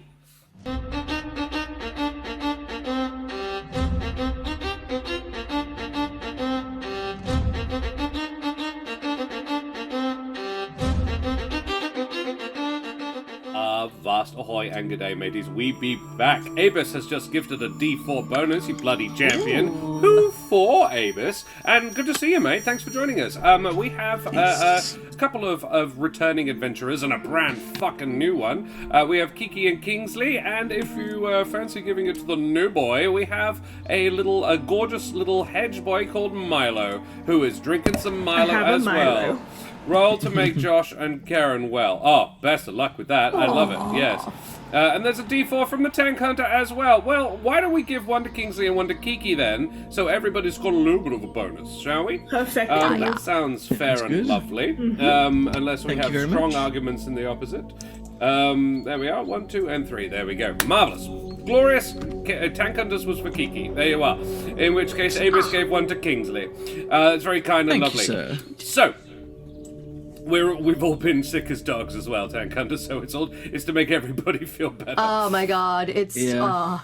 like this is the sickest I've been since I got COVID 2 years ago. And Yeah. definitely in my top 5 worst illnesses of all time. Yeah, I've definitely been sicker than I have in ages. Have you done the 15 multi-test tests for like RSV and influenza as well? We didn't have any of those, unfortunately. So Really? we're not sure if it was something nastier. We only just had straight COVID, not COVID tests. Mum got it after me and took the test, and it was none of those. It was just the head cold that's going around, and it was awful. Like worse than COVID was for me. It was hell. Crispin has just given me a D4, which is very, very kind of him. Let's go. And thanks for the On-screen biddies, Tank Hunter, as well. I resent being called the flying city rat, though, Tank Hunter. Just saying. She's a Nicobar pigeon. She's a fancy ass pigeon. Also, the only reason that pigeons are called rats is because they're no longer useful to us. They were once the most useful animal. Yeah, we love pigeons. So leave them alone. I was once like a text message, but ye oldie times. Yeah. This is, Abus, I have not been this sick in 15 years. I have been out for 10 days, and I'm still not better. This is the first night Karen and I have been physically able to stream in, 10 days. I hate to break it to you, but I've still got the cough like 6 weeks later. Yeah. Oh, I've still got the cough from was it? COVID 2 years ago. I won't even know. Oh, yeah. Yeah, she'll be That's fine. right. She won't notice. All right. Mine damaged my throat so bad I now see respiratory specialists. Woohoo! Okay. I'm still Fun. waiting for the fucking respiratory clinic to get back to me, the dicks. It's been a year now. Bin Don't hurry pigeons. or anything. Bin pigeons are a different thing though, because bin pigeons in Australia are a very different animal. Bin chickens. Bin And chicken. chickens. Anyway, let's continue the story.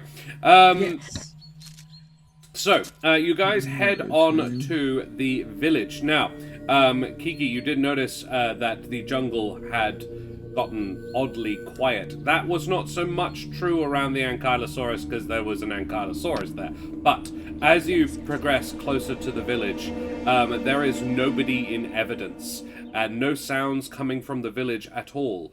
Indeed, even from some distance, the jungle has gone oddly quiet, as though the whole jungle is holding its breath. How do you approach, I suppose, first of all? Milo's gonna, once again, just be sneaky. Okay. Absolutely. I'll follow your lead. And this time I think Kingsley will, I think he's obviously not capable of getting as low as the other two, but we'll sort of crouch down a bit, and I think we'll let Milo take point in an effort to sort of actually hopefully help the stealth this time. Milo's once again going to place his hand on Kingsley's arm, and once again, it's like you've had a nice fresh hot Milo. Sip of hot Milo. Warm feeling through you. You can have guidance. Many things. Josh. I feel like Milo and Kiki should get like the benefit of partial cover because Kingsley's just so much bigger than us.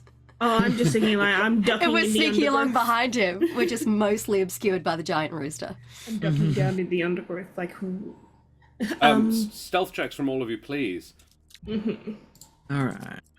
Yay, back to a skill I'm good at. I make no promises about a micropachycephalosaurus, Tank Hunter. It is, however, and I only learned this because I googled it, because I was pretty sure I knew what it was. It is the longest generic name for a dinosaur, at 23 letters and 9 syllables. And for such a huge name, it's actually quite a small dinosaur. It literally means a small, thick-headed lizard. It's my favorite dinosaur, actually, is the Pachycephalosaurus, which is the big domed skull. That I always loved as a kid. It vibed with me a lot because the spine lines up perfectly as a shock absorber, so it can just hammer things. It just throws itself really hard, head first, at creatures. things that we should have evolved, honestly. Yeah, dead set. And it was in Jurassic World 2. It was how they got out of a cell in Jurassic World 2. Well, the Micropachycephalosaurus is basically a mini one of those. I think I should be allowed to headbutt things and people without any consequences. Dino monks, yes. So, helmet It's just assault. a wonderful Yes. sentence. I just think I should be able to headbutt things. Without consequence. It's called the Liverpool Specific. Kiss. So, how do we do stealth-wise? We got a 14 from Milo, a 3 from Kingsley. +2 for guidance for a 5, 5, but yes, a 5 I and a 16. that is a nat 1 from me. Very well. Ooh, buddy. That is incredibly Alright. on brand. And yeah, so Kiki and Milo are pretty fucking quiet, and Kingsley is trying, alright? He is trying his best. And Look, I like not to imagine... standing out is not what he was built for. Yeah. Milo's guidance comes in the form of shh.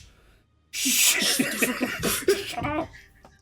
This little guy, remember his daddy as he goes, shut the fuck What do you mean I am quiet? You're yelling. Stop it! The Stood village in a bear is... trap. The village is fairly typical of the jungle folk. While hardly savage or uneducated, these people simply live their lives in a different manner to those of their city-dwelling cousins. Much of the population were Tilia, which are the lizard folk of this setting, though many other races would have been in evidence as well. Now, however, the place is abandoned. The rudimentary barricade has been torn through rather than down. An entrance and exit have been created at one end of the settlement and through it to the other. The homes are little more than reed huts. Many even lack for walls. The shifting nature of the terrain and regularly apocalyptic rainfall rendering anything more permanent just a waste of time. Scattered around are the bodies of the fallen. I am going to guess that you would probably enter through one of the holes in the... I mean, they didn't make a wall. They did not have time. But a barricade, more of a fence. Is there a dinosaur-shaped hole in the barricade? There is a large hole in the... It's not a full, like, Wile E. Coyote style hole, sadly. The proper silhouette. But, I shouldn't joke when there's corpses lying around. It was large enough for... It would be large enough for at least a hadrosaur to move through, yeah. To clarify, this isn't my village. This is Octomocti. Okay. I think that Milo will feel Kingsley's hand on his shoulder as they get closer and see all the bodies. I got the impression that Milo didn't live in any one particular village, but was sort of a regular visitor at a lot. Flits between, yeah. But these were his friends. But this is the one where he was most recently, and he was certainly good friends with the village elder. Mm-hmm. Kiki will pop a hand on Milo, like pat Milo on the shoulder. Go one on each shoulder. Yeah. Yep. My friends. We're flanking you. We're like, it's okay. We got you. We got you. Yeah. Do I see the village elder? I think, I presume you're all going to be sort of having a look around. What role would you choose to be doing to do so? We have options being survival, investigation, insight is an option as well, perception. All of these are choices. Definitely survival. Yep. But specifically, I'm not just going to look around for the village elder. I'm actually going to start... Is there anything around here that could be used as cloth or drapes? Kiki sees all. Is that a nat 20? Yes. Yeah, I just Plus crit on my 7, perception so check. 27. 27 to perceive. I'll look for the village elder first. Very well then. Yeah. 24. 24 from Milo with an 18 on the dice, and then Kingsley. Kiki's transcending aerial view. Kiki is actually just floating a bit. Kiki, actually, is there any sort of how does it look like when Kiki is looking around? What do your Luma eyes see?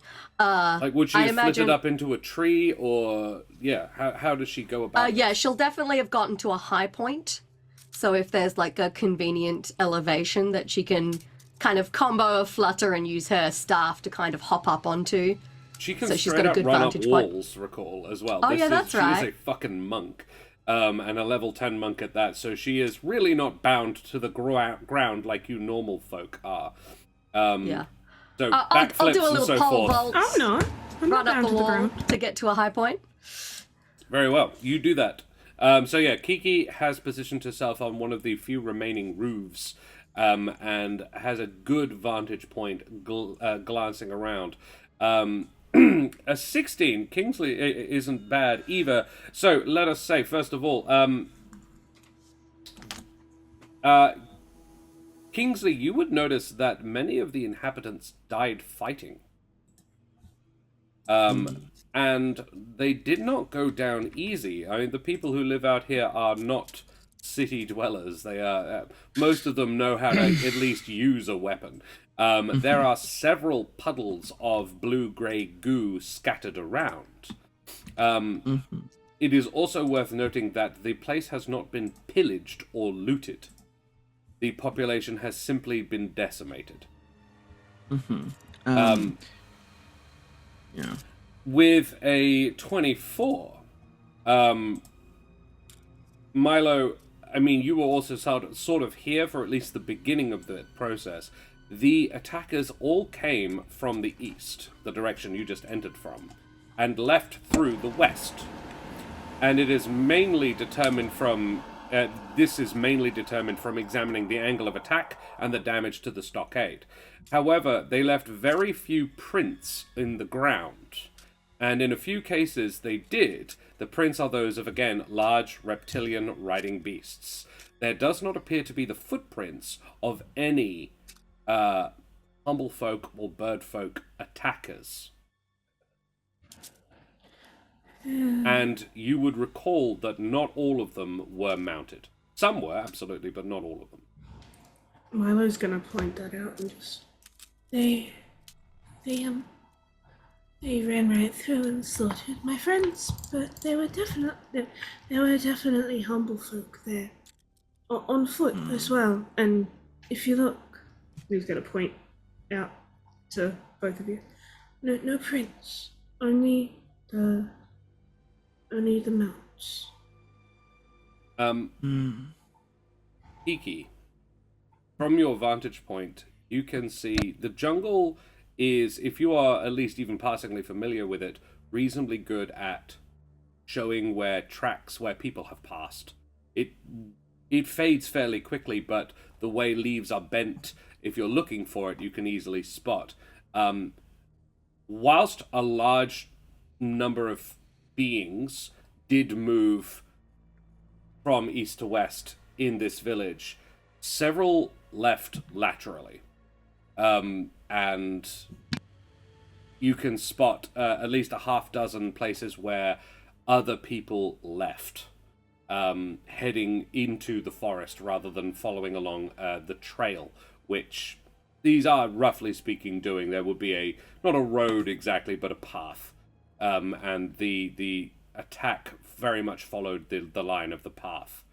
You also feel like you are being watched. And a 27 on the perception notices by whom. Milo would probably also feel the being watched thing. Kiki, there is a Tilia woman in the tree about 20 feet away from where you stand. She is camouflaged almost perfectly. Her skin is the same color and texture as the bark. And she is wearing not a lot else, really. It's mostly leather straps and her own skin. And that, combined with her perfect stillness, makes her almost fucking invisible. Hey, Tony, good to see you, mate. Does she look scared? She is... It's hard to say with Attilia. They are lizard folk, so they don't emote in quite the same way or anywhere near as much as your average humble folk would. She is also being exceptionally stealthy, and the colorations on her scales make it very difficult to make it out. We could make me an insight check, however, on her. Sure. Basically, I'm trying to decide the best way to initiate contact with her. That's a 13 on the inside. She is... You can see one arm is behind her, and she is holding a bow in that hand. And in the manner of her people, rather than a quiver of arrows, there is a handful of arrows in the same hand, just waiting to be used. So she is armed and ready.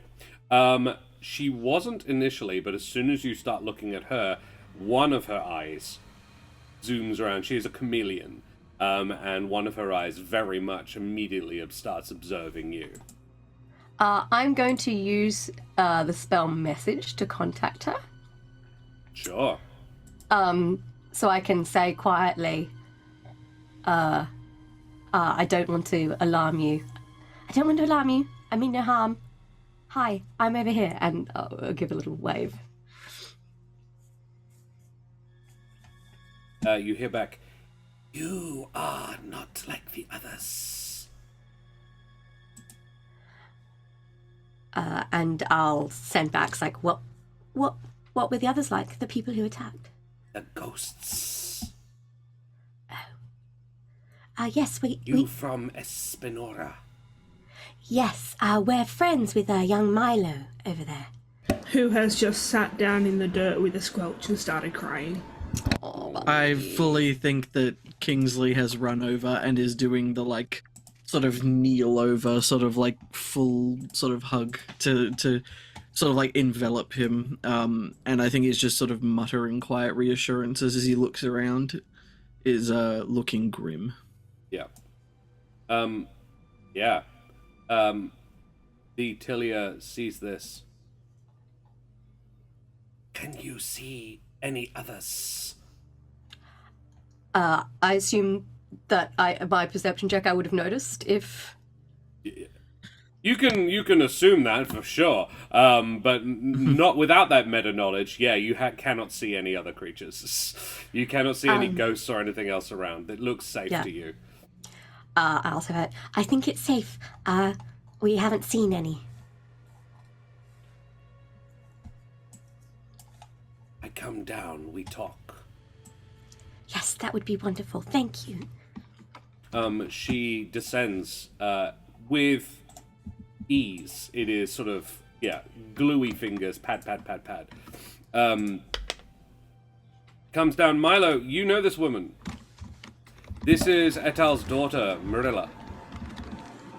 I think as soon as there is movement, Kingsley will actually sort of like step back from the hug, so that Milo can see, and will just sort of like, it looks like there's still survivors, or at least one, and we'll sort of like point in the direction to get Milo to lift their head. He kind of like little sob and looks up. And... Milo, you did well. Find help. It's too late. Too late for some. Some Where's got your away. mom? In hills. She's safe. Milo kind of visibly relaxes a bit at that. I come back, find others. How many escaped? She shrugs. Not enough. Some. Some is enough. Roughly how many? I don't know. How many? Like, Probably can I tell? 40 odd would be in the inhabitants of this village. And dead can bodies around at least 20. So If that about was the half. question. About Yeah, half. basically, I was like, can I kind of do some mental maths about how many people have survived this? A solid guess, a village this size, probably about 40 people, permanent residents anyway, and about at least half, probably more like 25.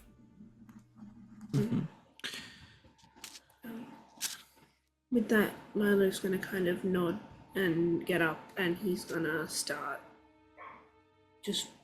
He's gonna use his swarm to. He goes to the feet of one of the bodies of his friends, and his swarm almost diminishes in size as out from his spines crawls far too many like bugs. We're talking snakes, frogs, snails somehow, birds, everything. Every little wildebeest that you can think of crawls out and is going to lift the body and place it gently in the town centre.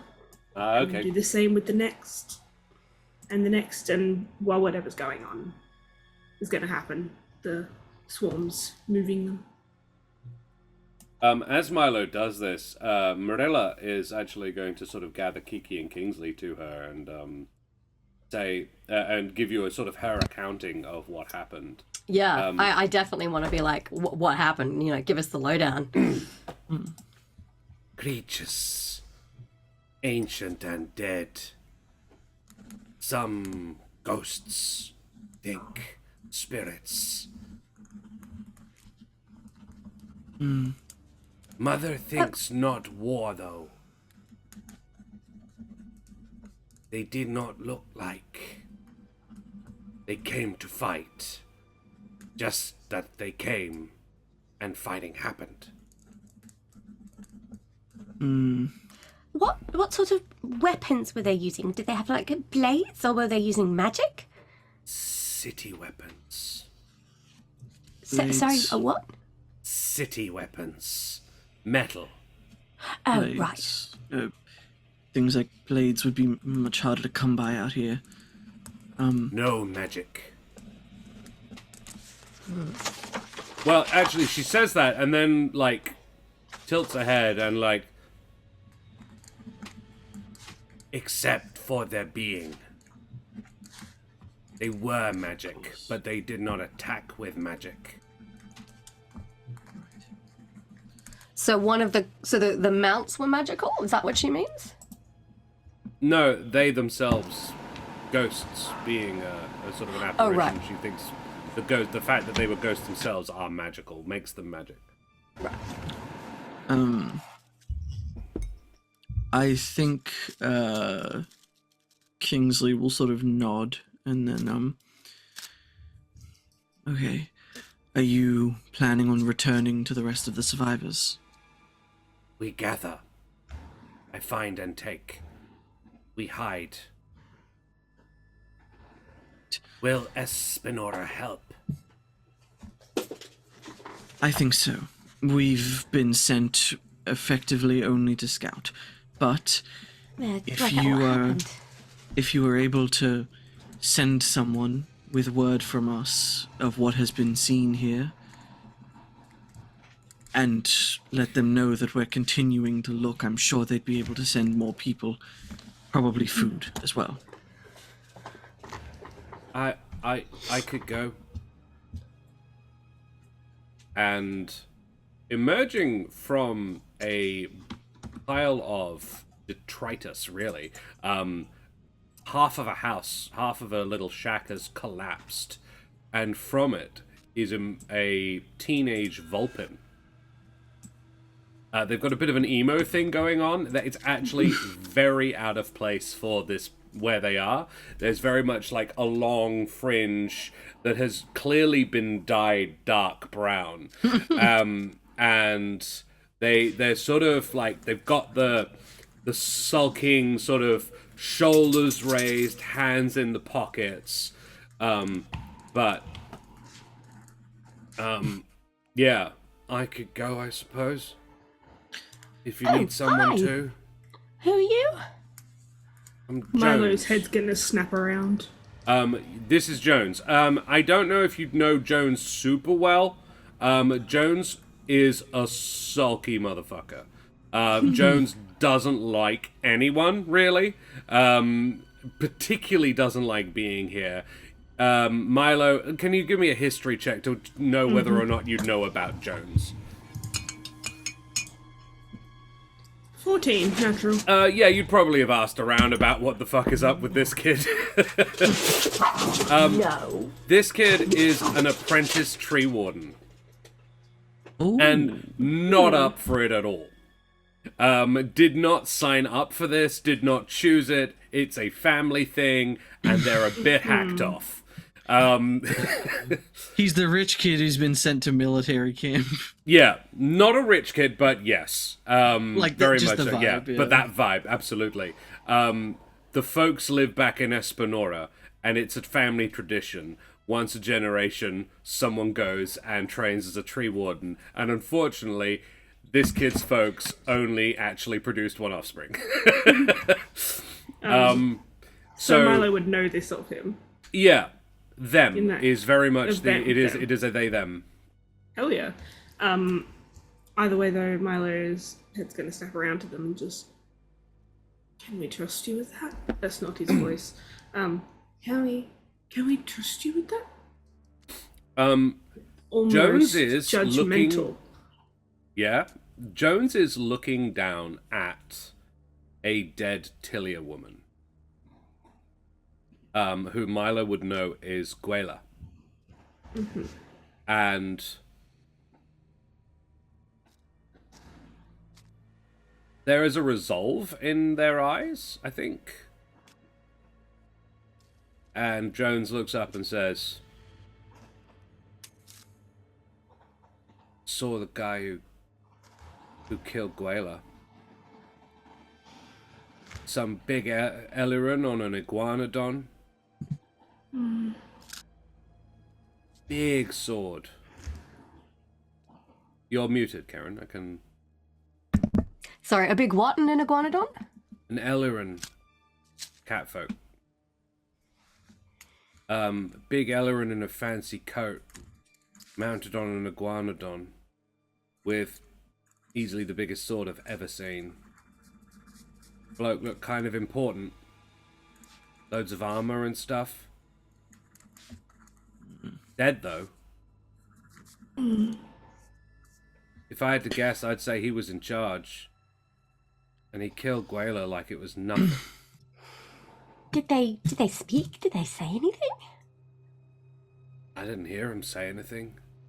And then they look at Marilla, and Marilla shakes her head and shrugs. It was as if they communicated they didn't need to. I might be wrong to presume this, but especially given the ground we stand on, this is sounding more and more like remnants of the Empire. The Empire's dead, right? Well, so are these guys. Right? And the Empire was predominantly Eluran. Jones, would you say that they were looking for something, or were they just kind of charging through? Charging into battle? They weren't even charging. They were just kind of walking. None of them seemed to rush.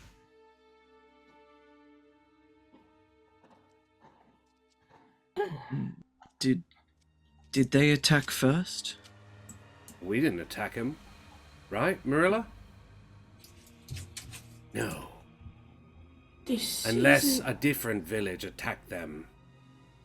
And they are just attacking all the villages. But why would we? So many. Did they try and chase people down at all, or were they just kind of clearing a path? Karen, it's a good question. Make a history check on behalf of Jones. Ooh, okay. Because that is asking for sort of 16. pretty good. That's a straight 16 as well. You don't have That's any a straight pluses. 16. Alright, I don't cool. have any pluses for history, so Very well, because neither does Jones. I like it. Alrighty. A 16. Jones says... I don't think they did. They kind of just went for you if you got in their way. Which might be why I survived, because I just... And they lift their fringe, and there is a proper welt on the side their fringe covers. Ow. They're like, yeah, I think I got hit by the roof, and that's all I remember. But I remember people running, and they weren't chasing them. The only people they fought were the ones who stood. I'm trying to save the village. And that direction they're going. Can any of you think of anything that might be that way? More villages. What might be that way? villages? Can I roll for Not that? many. And yeah, you may absolutely. This is There isn't like a mountain or something in that direction. Some sort of large landmark you can sort of... I'm almost wondering if there might have been some sort of like old, maybe like Empire capital or some sort of like large, like culturally significant, I guess. I mean, you've been to one in this forest, Yeah. the Temple of Nabar, and there are loads of them scattered throughout. But yeah, more likely there are temples. Would I know where? Yeah, make me a survival or history, whichever is better. I Definitely imagine it's survival. And I get a +2 to that as well, 25. 25, yeah. So, Milo, the attacks have not been in a straight line, though they have followed a sort of ridge line, and along which several of these villages are. If you follow that ridge line along, you do come to an old ruin. Very much a ruined temple. Not even like, you couldn't even say, oh, it's a bit of a fixer-upper. This one is like bits. But yeah, that is probably like, there isn't any more villages on the way. That would probably be the next place they'd be going. Yeah. It is known, with a 25, you would know, that this ridgeline used to be, historically, a major road. That the jungle has. When the Empire fell, the jungle just reclaimed it. Yeah. They're traveling the old road. That's not my voice. They're traveling the old road. That's not it either. I'm coughing now. They're traveling the old road. That's more like it. No, I'm. That's more like it. Yeah. That's more like it. Good on you, no. Jason Statham? Are we all doing Jason Statham? Game change. Let's go. And suddenly, into a it. bold action star leaps from the trees. It's like, it's all right, kids. I got this one. He He's part of sprints into the Humblewood jungle. now. Do I look like a kind of man who drives halfway across the jungle just to die on a bridge?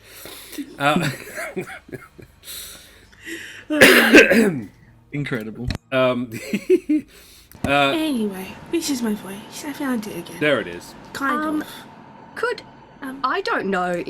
This is going to be a history check, and I don't know if I'm the best person to make it. Can I think of a historical event in which Elurin would have ridden iguanodons across this part of the countryside? Is there like a famous march Make a or history check. battle? And I'll There's give a- you advantage. Ooh, There's a temple along the crit old road. bitches! Yeah. Okay. The Kiki, temple along the old road. there wasn't enough sort of making the connection in your brain meet before, but now Kiki is something of a student of military history, mostly for the explosions. Yeah, you kind of pick up the campaigns by accident when you're researching how they blew up their enemies. Yeah, and the Ellerons were quite good on the explosions of the non-magical exploding variety. What they were also famous for was their cavalry. And cavalry in this world, in this setting, not as common because horses are not a thing. However, big dinosaurs make fucking awesome cavalry. Iguanodons, something that size, it takes real skill and a lot of time and effort to teach that level of just irritable reptile to be prepared to be ridden. So that is the mount of someone quite important and or talented, skilled, and fucking dangerous. More of often than not, they'd be riding smaller beasts, Pachycephalosaurus being a favored one, though they equally quite ill-tempered and very stupid, so hard to train.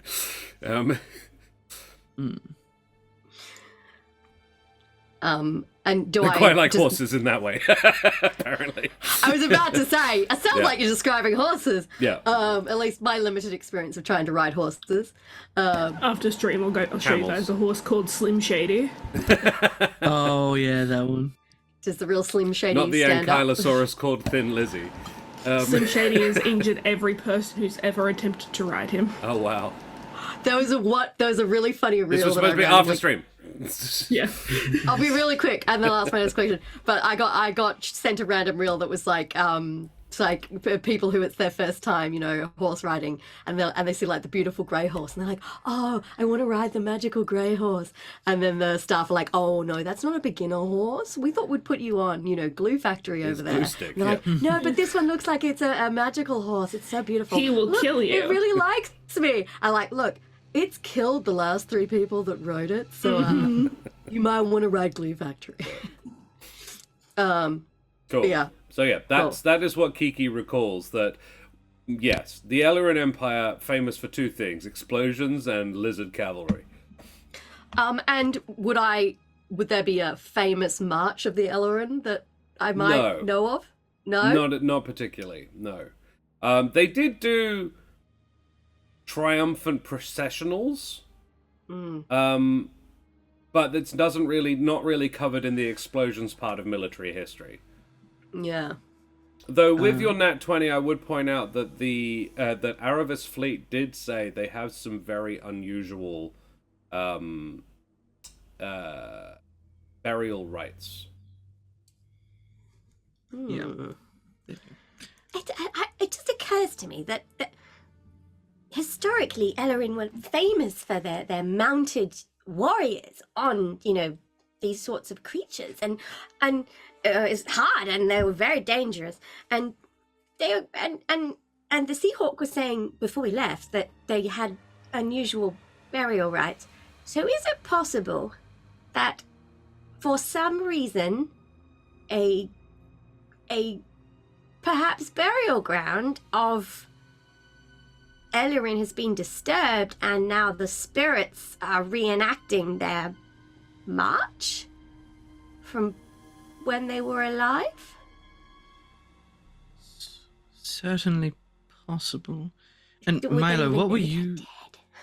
what were you saying about a ruin? Oh, there's just up the road. There's a ruined temple. I found some bugs there once. But it's completely. It's gone. It So might, there's no- now. it might be Ru- worth checking in case it's become something more once again. I mean, I'll look at more at the lizard lady whose name I've forgotten. Marilla. Murilla, sorry. And I'll be like, Marilla, I don't know how much you know about the history of this place, but do you know any, historical Ellerin marches? Where they marched across to a temple, maybe? Marilla, my people came after. We choose to forget the Ellerin. Kiki, you would know, the Tilia were not well treated by the Ellerin Empire. This is kind of like black people post the Emancipation Proclamation. This is very much a... they were like, we Hey, are did you know forgetting those the white bad people times were as up to? as much as possible. Fuck those people particularly. Yeah. Yeah. All right. Well, it sounds like we're going to need to look further into it. But someone is going to need to give word. And I think Kingsley's going to give a very pointed look towards Milo here after the question he delivered earlier. And so, do you Jones think says, this one... I'm doing it. You think this one's up for it? And I think on the side that is opposite Jones, he's going to try to give Milo a fairly obvious wink. Milo does not notice it as he walks up to this kid and kind of... How tall is this kid?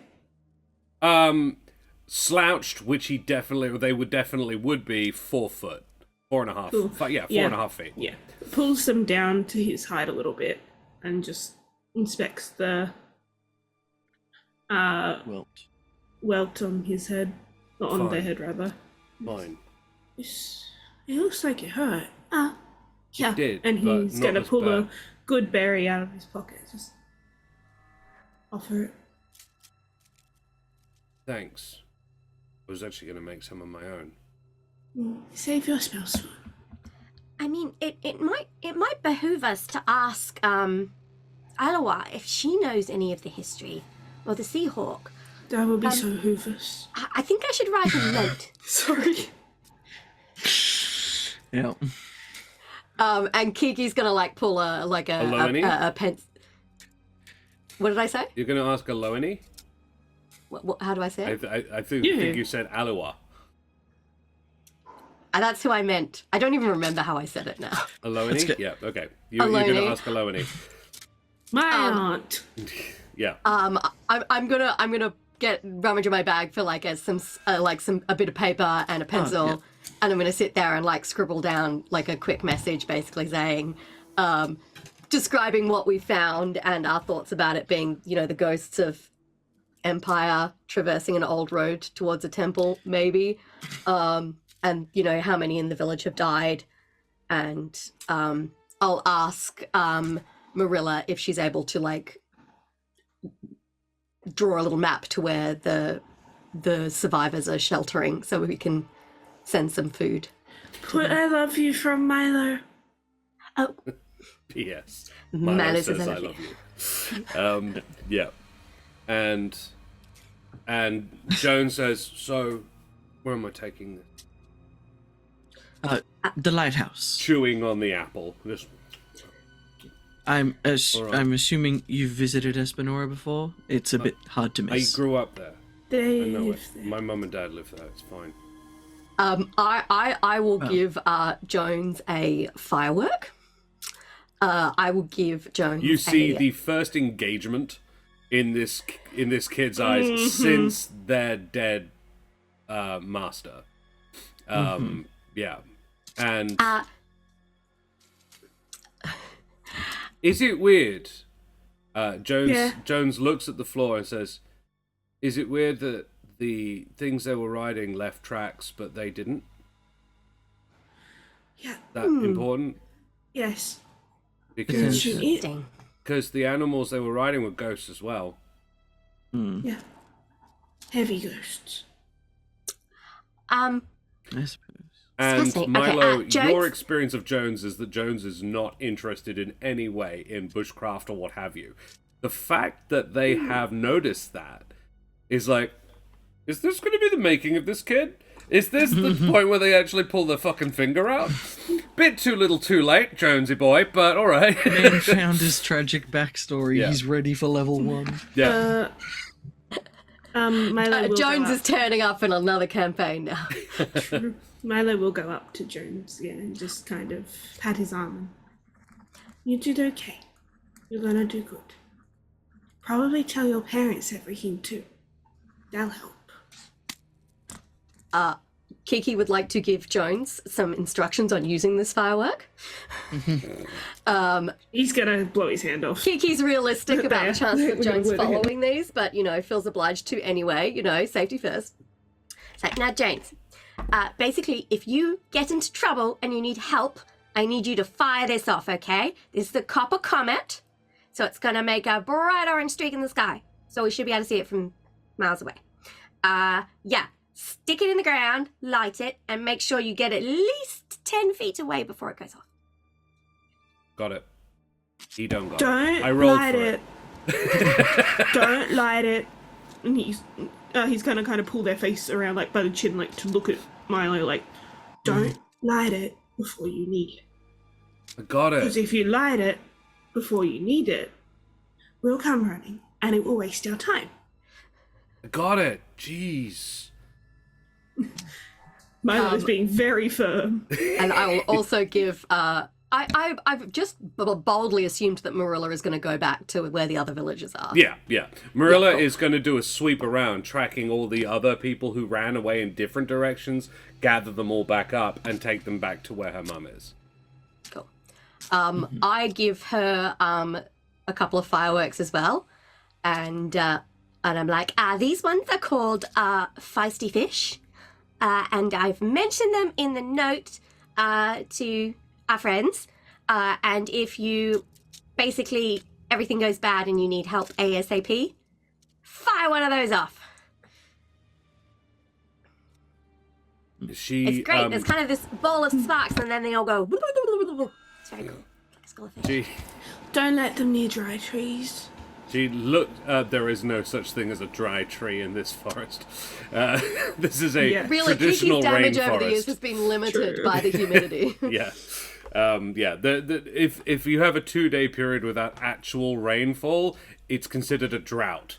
So yeah, this Tilia is not capable of raising an eyebrow, given that they have chameleon eyes that do with the thing. But if it could, it would.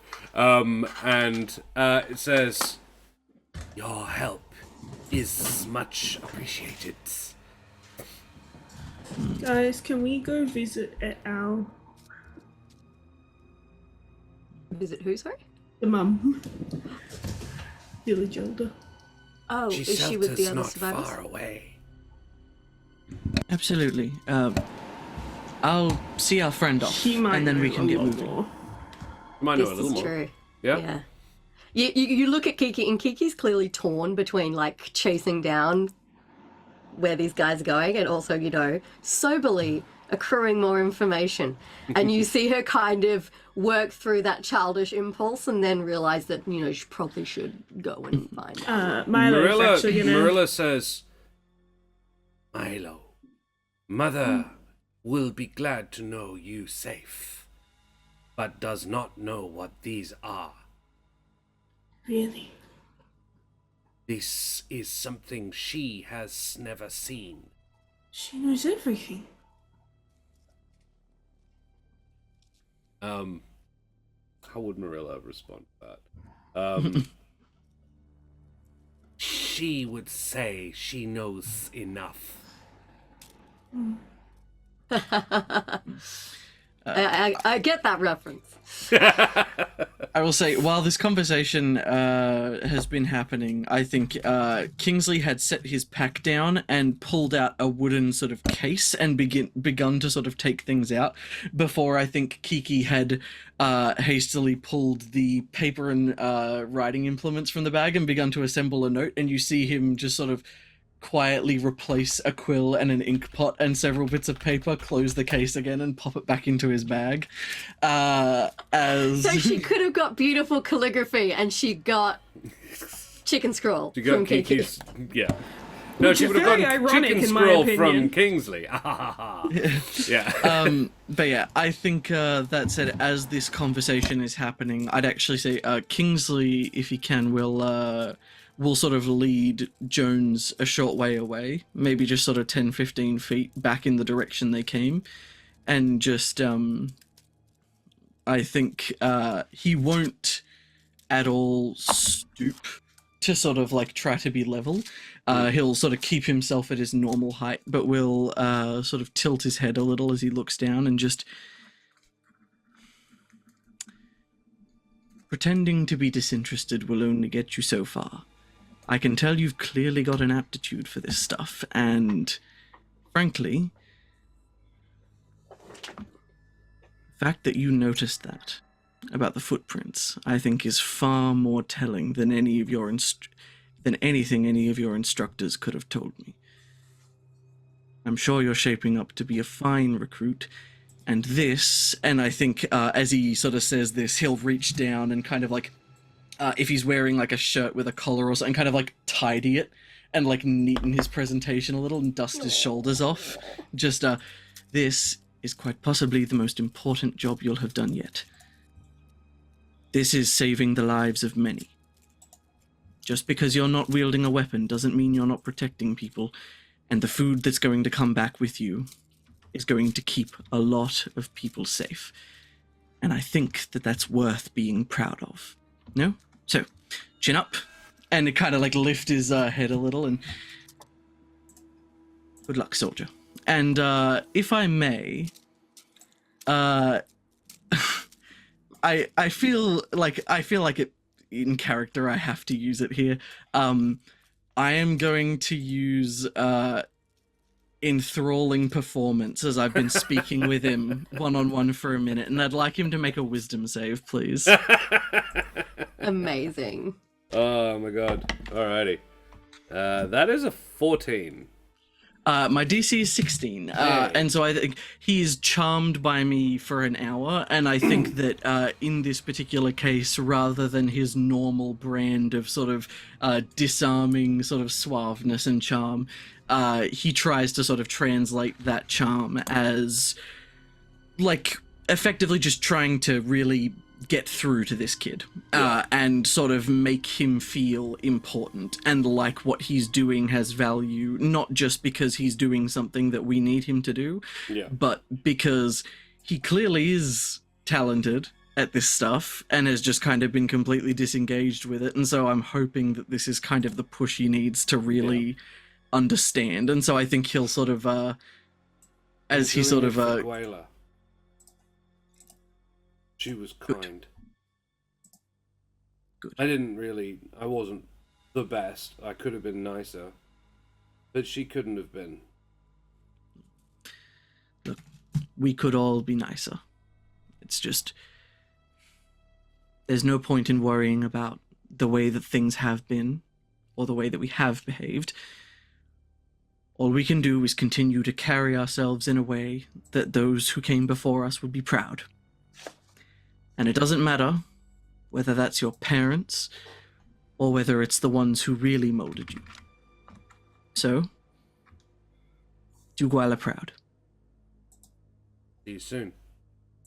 And kicking a twig with a little bit more vigorousness than is really required, this teen turns and slumps into the forest and with a as he surprising turns, amount of stealth, like slipping into the shadows, fucking like a natural.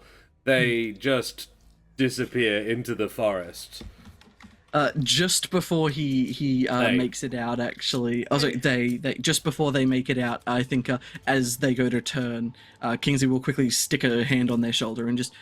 Oh, I know I said a whole lot before, but no soldier should be without their blade. And will untie the dagger from his belt and just toss it to him. It's still sheathed, so it's fine. Yeah. But like, clearly with trying to do, he's very much trying to do the cool adult thing, and just clearly some Hey reckless guys, let's abandon. talk about Jesus. But just in Talk that way about of like knives. Yeah. very much in that way of like, clearly he's not taking it too seriously, just you shouldn't be without a weapon, and we'll toss him the dagger and just keep safe, return soon. Nods, leaves. Cool. I'll walk back. That was so wholesome it hurts. Yeah. And I think we'll leave it there, everybody, because that's a lovely little 3-hour little bookend, and we'll continue on with this adventure next week, next Thursday night. Yeah. Next Thursday night we will be starting a little bit later because I have to run D&D professionally. I know it's sad, but yeah, we're probably 6:30 time starting, so about half an hour after when we started this evening. We will be back for more. But before we go away, before we fuck off and leave you guys to someone else's tender mercies, we need to do our favourite moments, everyone, because we've had a jolly lovely session. So, Right before we do, I would just like to shout out Ep6 in the comments going, your daddy wore this dagger up his ass.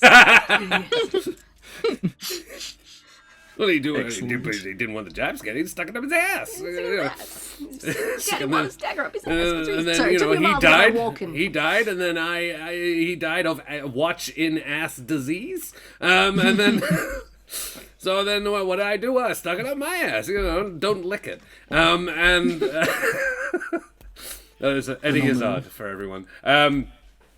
Eddie Izzard does. Josh does. Eddie Izzard does. Christopher Walken. It's So- a bit like how your Jason Statham is actually Christopher Richard Richard does Ayoade, Jason yes. Yes.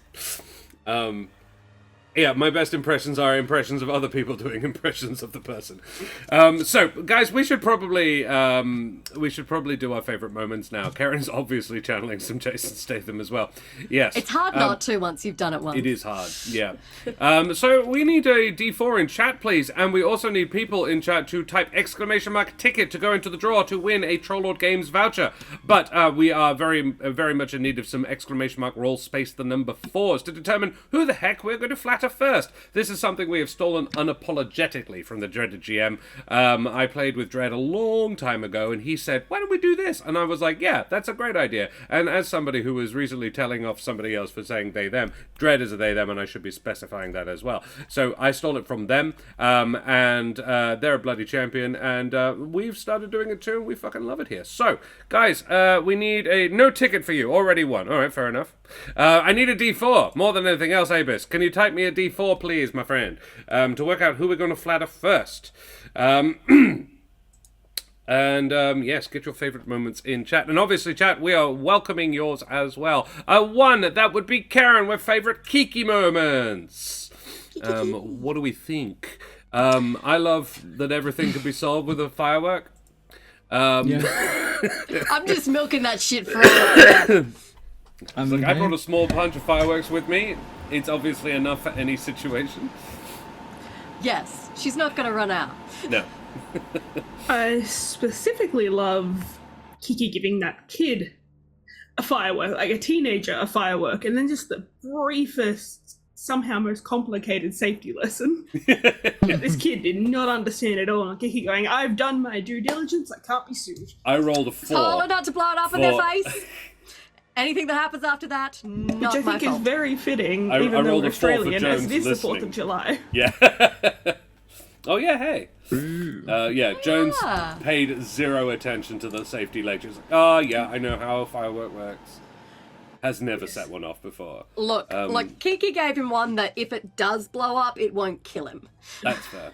But either way, Heaven will be gaining some new American fingers today IRL and some Yep. new lizard fingers today in-game.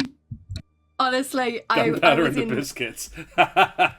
Yes, Fish of Blood. Yes, Kiki's biscuits have something of a real tang kick Bit of to a them. kick to them. Yes. A little bit of extra think- spice.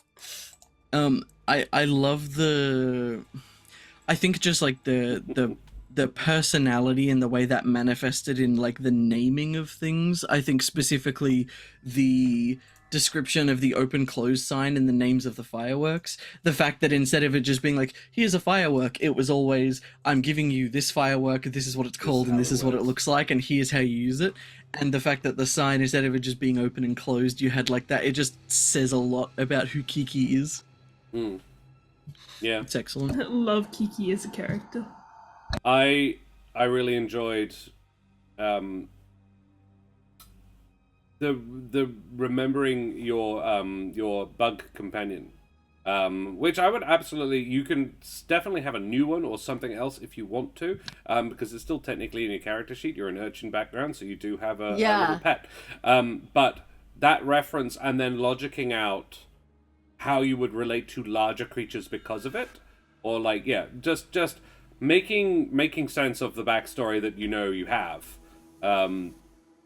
into how you would deal in this radically different situation was interesting and fun. Favorite self moment? I think I did make a note of.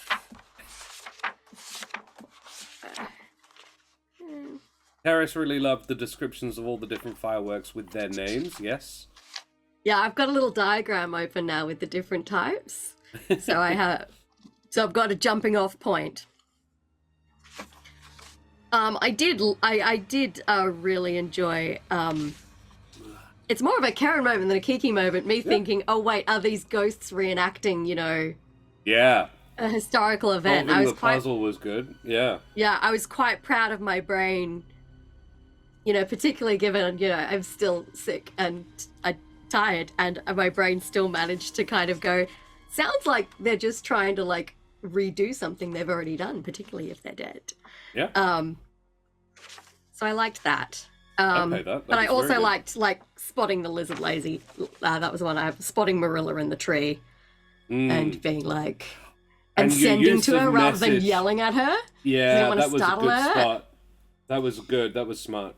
Yeah. Yeah. Excellent. Glorious. Well, then we need a D3 to talk about somebody else. We need to figure out who we're going to mention next. Exclamation mark, roll space 3 in chat, please. Somebody, anybody. Did somebody say roll D3? I did. I said that. I really shouldn't do that because I can hear. Like, I don't know if chat can hear me getting croaky, but I can Yeah, hear me no. getting croaky. This is the most I've talked in like a week and a half. I've done 2 hours of talking every morning for the last 2 days, and I was like, and then I finish tonight, and then I'm done. Oh wait, no, fuck, I've got to do it again tomorrow. Damn it! Bishop Blood rolls a 3, which is Kingsley. Favorite Kingsley moments, everybody. So, favorite Kingsley moments. See? I like how much you stuck to the bit of like specifically the bit of oh no, something's on me, get it off. But like every time one of Milo's bugs touched you, you were like, cool. Yeah. Every single time, and you did not miss one. Says a Just lot about casually, Kingsley. just casually dropping. Oh, I can understand the language of like giant beasts now, was like, oh, wow, and can okay. communicate with the dinosaur. And I'm like, that's so dope. What a yeah. cool feat to take. That's just, I love that. I love that you did it, and I was like, can he talk to dinosaurs? It doesn't specifically say, but very few settings have dinosaurs, so I'm going to rule yes, he can, because it's way actually, cooler. It does specifically say. You can talk to any large animals, but you can't. They can't. They can understand you. But you can't understand them unless they speak a giant owl or giant. And I was just like, I'm going to give you a basic understanding of what this poor That's fucker fair, is saying. yeah. And I really loved that as a. I was like, there is a non-zero chance that it'll attack, but given that particular quirk of Kingsley, basically the chances were 0. And I loved that you guys just Jurassic Worlded that and just straight up like, oh, it's injured. All right, we're gonna fix this boy up. Yeah, that was very cute. Terrace was going to say prestidigitating the cookie, but now I'm going to say the pep talk. Yeah, the pep talk. Yes, posture law. Very yes. True. Yes, Bishop Blood. True posture law. Never mind, I'm changing my favourite moment. Yeah. Favorite self. My favourite moment was Kingsley posture law. Yeah. Kingsley posture. I also have written down what's got 2 thumbs and knows where your jugular is. True. Yeah. I don't know. I enjoyed a lot. I really enjoyed doing the magic descriptions again, because again, for reasons I cannot specify, some of the details that I gave were just like a really fun thing just for me. Yes. Which I think was really enjoyable. But you know, I also did really enjoy that pep talk at the end. That was fun. That was so Yeah, sweet. very youth pasta. I mean, I think I figured out what Kingsley's mixed with, but... Yeah. He's definitely charisma caster all the way. Let's put it that way. Yeah, Bard. Do you want me to say it after? Yeah, if you want. Yeah, if you like. Yeah. I won't say it now. It's when he does Bardic Blast. That's when you know. And Bardic Blast get you every time. Yep. I also enjoyed just flubbing every single stealth check. Like Oh my me God. and Milo were just sneaking Yeah, around. One like, with the darkness. Dude, invisible, one with the jungle, and Kingsley's like dun dun dun dun. I wanted to be better at it so bad, but I genuinely forgot that I made Kingsley's dexterity 10. Lamel. Yeah. I was He's like, neither oh, I'm a strong bard, nor I'd have dexterous. decent dex, and then looked and went, Oh, no, I don't. No. This is why he hangs out with Kiki. She's extremely dexterous. Yeah. Yep. This is why she's still got most of her feathers. I envisage his jungle say activities fingers. being very much the explorer guy that in Tarzan, the Disney's Tarzan. Yep. He doesn't so much traverse the jungle as moves through it, and the jungle is obliged to sort of get out of his way a bit. Yeah, definitely. I mean, I can talk to the plants to ask them to move if I need. This is the trick. Yeah, you only have to ask nicely. Excuse me, coming through. Terribly Cool, sorry. sir. Pardon me. Yep. Alrighty, Called, excellent. Kingsley unfavorite moment, jokingly, that you missed the opportunity to wake Kiki up from their siesta by literally being a rooster. And crowing. True. Do they do it in mid-afternoon? Alrighty. They do whatever the hell they want. yeah, There's well, Kingsley there's standing outside the shop going, and Wait, Kiki Kiki just falling off rolls the couch blearily inside. out of the couch. There is an explosion from inside. Yes, there are several explosions. Wakey, wakey, the sun is up. A window breaks. 3 a.m. Alrighty. Well, Terrace, you're the one who chooses to live on a farm. Alright, we need a D2 in chat, please, Terrace. Exclamation mark roll space 2. Ah, there we are. Thank you, Bishop Blood. That's a 2. Oh, that's me. Damn you! Alrighty. Favorite me moments then. Terrace also gets a 2. That's very much me. Okay. We're doubling down. Favorite DM moments, everybody. You will be flattered, sir. No. Thank you for having me. That was You're my very, favorite moment. very freaking welcome. I was like, I could be lured back if I get to hang out with 3 of my favorite folks. And a bunch of other folks in chat, of course. The 26 Ankylosaurus, of them. everything about it, says Yes. to Terrace. Yeah, that's fair. I really enjoyed the introduction of most of the NPCs, but particularly Marilla and Jones in the village. I really liked how you described them and how you introduced them to us. That was really satisfying. I Yeah. like the one eye moving Yeah. thing. Yeah. Oh, that. Just, the emo fringe, and then, the one eye turning around, and you just, all the little nuggets of detail were wonderful. Yeah. I really, really enjoyed the characterization of the Seahawks specifically. Oh, yeah. Because I thought the whole dynamic between what is it? Between Aravis and Aloani. Aloani is like really lovely. But I loved that because the last time we saw him, because obviously he wasn't there the first time we played, but then when we came back to it this time, the whole thing was that it was like after the events of that past campaign, getting to see the way that he's become now that he's kind of actually a part of the society. Yeah. And sort of things like that, and like the way that he's adapted and sort of the way he now fits into the sort of the image is just really cool. And I thought it was very cool to see that, like, still has a bit of an edge about him, warrior, but like see how he's sort of adjusted. It was nice. I love that. If he uses the lighthouse as a spot to see ships in peril, people needing help, and then he goes and fucking does it. He goes and helps them, empowered by altars. He is technically a warlock of altars. Let's go. Also, we should get one of those. Yeah, you should get one of those for your party. We so should. Yeah. Quick question, can any of us heal? Like, I know Milo Yeah, can do Kingsley's a good bard. I've got healing word, yeah. Oh, okay, cool. Yeah. I couldn't have remember. a potion. Yes. And Milo's Also, got Goodberry. Yeah, and a potion. Also, Yeah. Josh, I enjoyed your extensive knowledge of dinosaurs. Yeah. Yeah, my childhood coming back to rock me there. Tanglewards has dinos.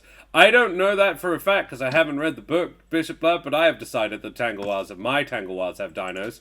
And I reckon that's fucking cool. What would the local people ride? It's sure as shit not horses. I consider giant capybara. Or even just normal size capybara, because they're fucking big creatures. I actually have a capybara paladin waiting to be painted. Incredible. And a capybara druid as well. Which I am very excited that big IRL though. No, they're the size of a small dog. They're fairly, like, for rodents, they're medium-sized pretty dog, freaking yeah. animals. Yeah. They're the biggest rodent. Oath of I good think vibes. I could. Yes. They're sort of big. Oath of friend. Yeah, surely capybara would be draft animals. Well, yeah. If you think that capybara wouldn't just lay down in the nearest puddle and get like people's shit wet, you're wrong. My favorite That's me all. moment, there was loads of little bits, loads of little details. I enjoyed Aravis Fleet's superhero landing. Because I didn't think you'd bother going there. I thought you were like, okay, no, there's such a rush, we need to leave. So that whole interaction was improvised. And so I had to very quickly remember what Aloani sounded like. I did think maybe you might go there. That's why I did plan for you to get the potion. Yeah, I'm stoked that I managed to give you enough to figure out. This is very much sort of a Vason style. The first session is figuring out the problem. The second is sort of figuring out what to do about the problem. And the third section is actually doing the thing. And I've sort of built it in that manner.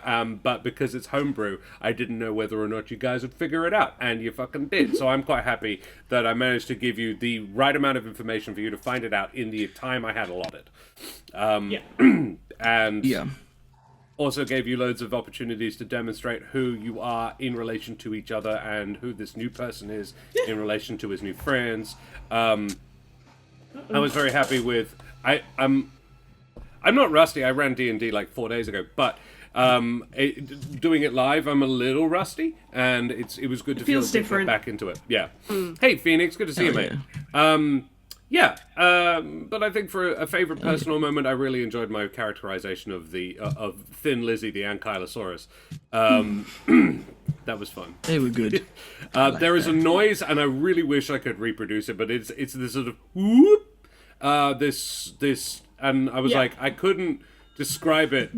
It's that, but made through a horn. I've watched Walking with Dinosaurs so many freaking times. Yeah. I know exactly the noise you're talking about.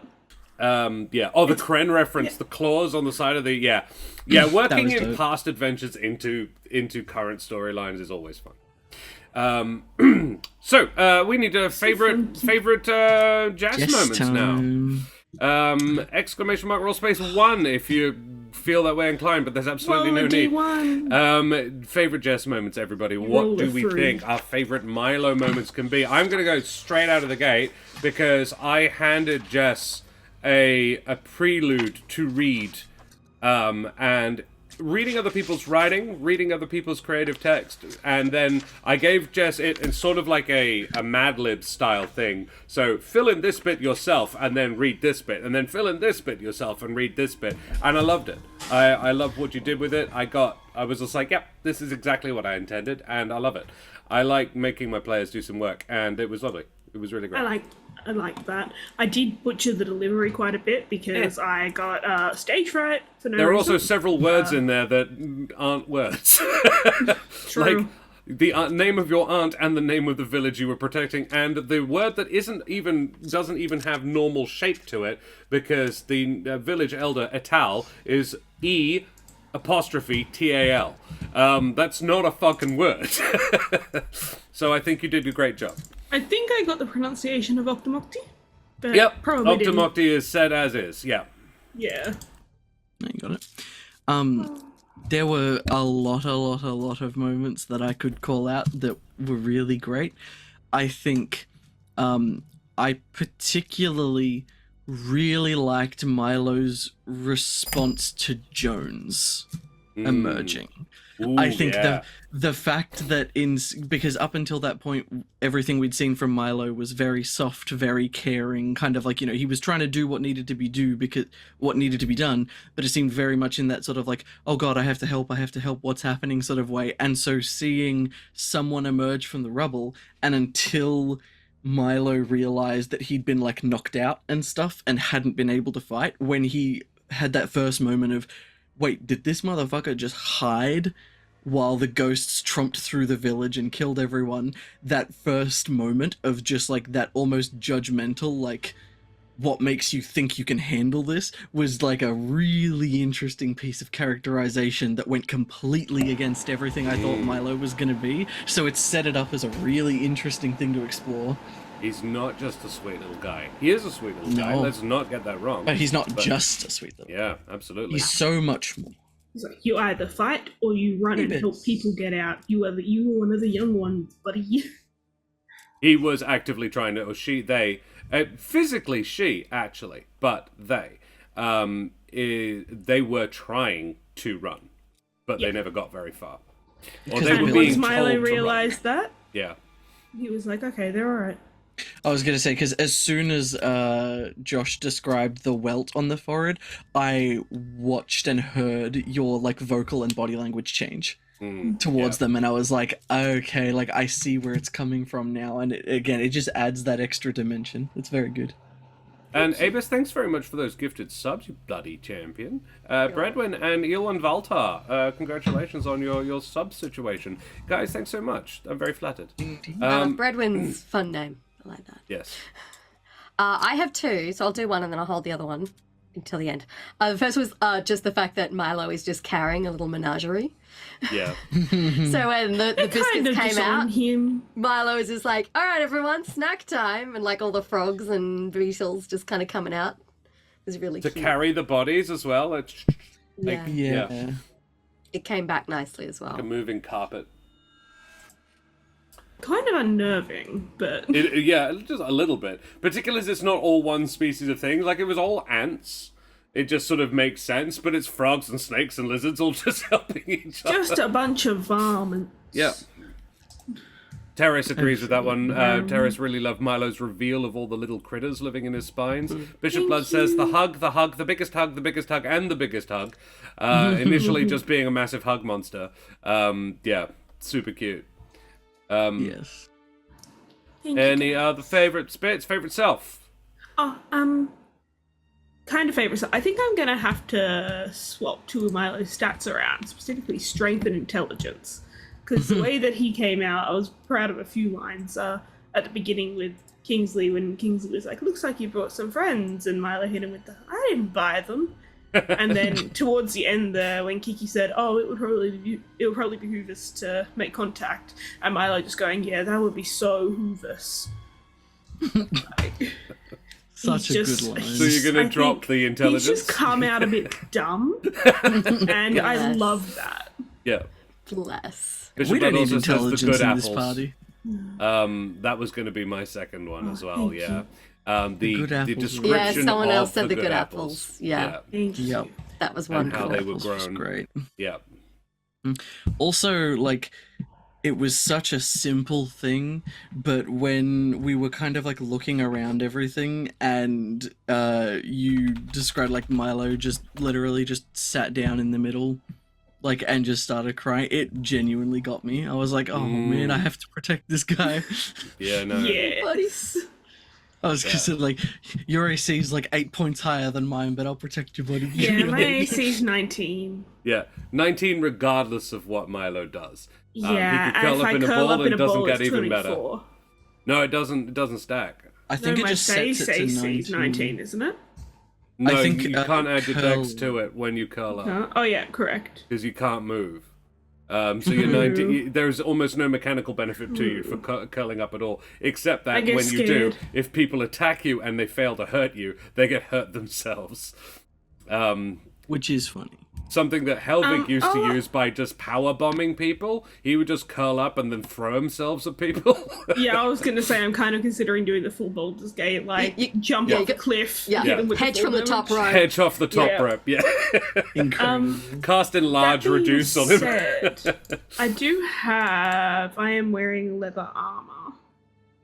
I don't know if It it just makes sets my any... AC to 11. Yeah. Yeah, it actually probably makes your AC worse. Yes. Because it'll invalidate your spines. True. You could give it to Kingsley. He might need it. I mean, I'm wearing leather Oh, armor. you're wearing leather armor. Otherwise, your AC would be 10. I just have no dex bonus. Right. And I- this I is why we instead always have a priori- decent dex. See, So no, yeah, this if is why I take off prioritize- my armor, it doesn't change my AC. Oh, cool. Yeah. Gotcha, yeah. Didn't make it one way or Like the other. now. It's funny. Yeah. We stand a soft boy. Yeah. There is no soft this gaps on is- Milo. Yeah, there Instead of- is. He's coming. Yeah. Come Yeah. here.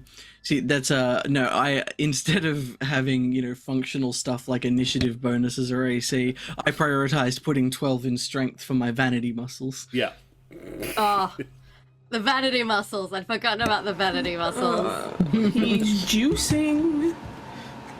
This chicken is juicy and not in the good way. Ooh. Alrighty, well, we've been streaming for a gosh darn while, so we should go away from here now. But it has been an absolute pleasure hanging out with you this evening. You've got about 2 more minutes to type !ticket in chat to go into the draw to win a Troll Games voucher. And they are in the process of revamping, reforging their entire Castles and Crusades system. It is on the Kickstarter right now. Highly endorsed for it. Checking it out. I've backed it. I hope you should do as well. But before we go, we need to talk about these wonderful beans. So, guys, who the absolute heck have you been? In reverse order, Jess, who the heck are you? I've been Milo. I will be Milo next week, and I'm going to integrate him into my personality because he's just a baby boy. But right now, I've got to go back to being Jess. I am kind of starting to get on Zach's level with my infestation, but I'll get there. I'm in the walls. Don't worry about We it. can be comorbid together. Do not check your kitchen sink drain. I'm not in there. Zach and Jess definitely comorbidities on my channel. That's amazing. Speaking of That's- yeah. comorbidities, Zach, who the heck are you? Hi, I'm the other half. I have been Kingsley, and I will continue to be Kingsley for as long as the sickness holds. A while. I am so glad to be playing him again and to be back in Humblewood. So I'm so looking forward to next week already, and I will be asking, is it Thursday yet, for the rest of time. Fair enough. Even though you could just look at a calendar. I mean, I'm in the process of commissioning a Kiki artwork as well, so this is only going to get worse. Because once I have artwork for characters, they need a campaign to play in. I fully intend to contact Daria about getting one done for Milo. Oh, well, For real? yeah, it needs to happen. And she's busy at the gonna- moment. She's yeah. currently colouring in. She's currently painting Esmeralda for Barovia. And it's fucking dope. If the artwork from the book was a slightly beat up Gerbine woman, that is what Daria has drawn, and it is fucking incredible. Excellent. I'm very excited. Of Virons and Virulence. Karen, who the heck are you? Environments. Hi, I'm Karen, sometimes known as the Mother of Bunnies. I'm a performer and writer. I'm usually around here on Tuesday nights playing, very slowly making my way through Baldur's Gate 3. Hopefully back on Tuesday if I still have a voice. Otherwise, you can track me down over on the Twitter, Mother of Bunnies. I believe we're on the Lawrite tomorrow night, aren't we, Josh? No, yes? Lawrite is on holiday. Oh, that's right. Yes, we'll be back on the Lawrite for Vason at some point, but not tomorrow night. But yeah, and you can also listen to me in the podcast There Be Dragons, or just come back next Thursday, and me and Kiki will try and blow some stuff up. Hey. And I be Josh the Pirate. You can find me here on my channel, Corsair's Cove, where I run D&D and other RPG-related games with my lovely wife Karen, the Mother of Bunnies, and all my splendid friends. But you know that already, because you've been here, you've done it, you've joined, you've been. It's splendid having you. Thank you so much for joining us this evening. Thank you for your forbearance as well. I know it's been a hot minute since we were live. There has been several sort of half-hearted attempts where I sat down and turned on stream elements, and I was like, you know what, I just can't. And then a coughing fit proved me right.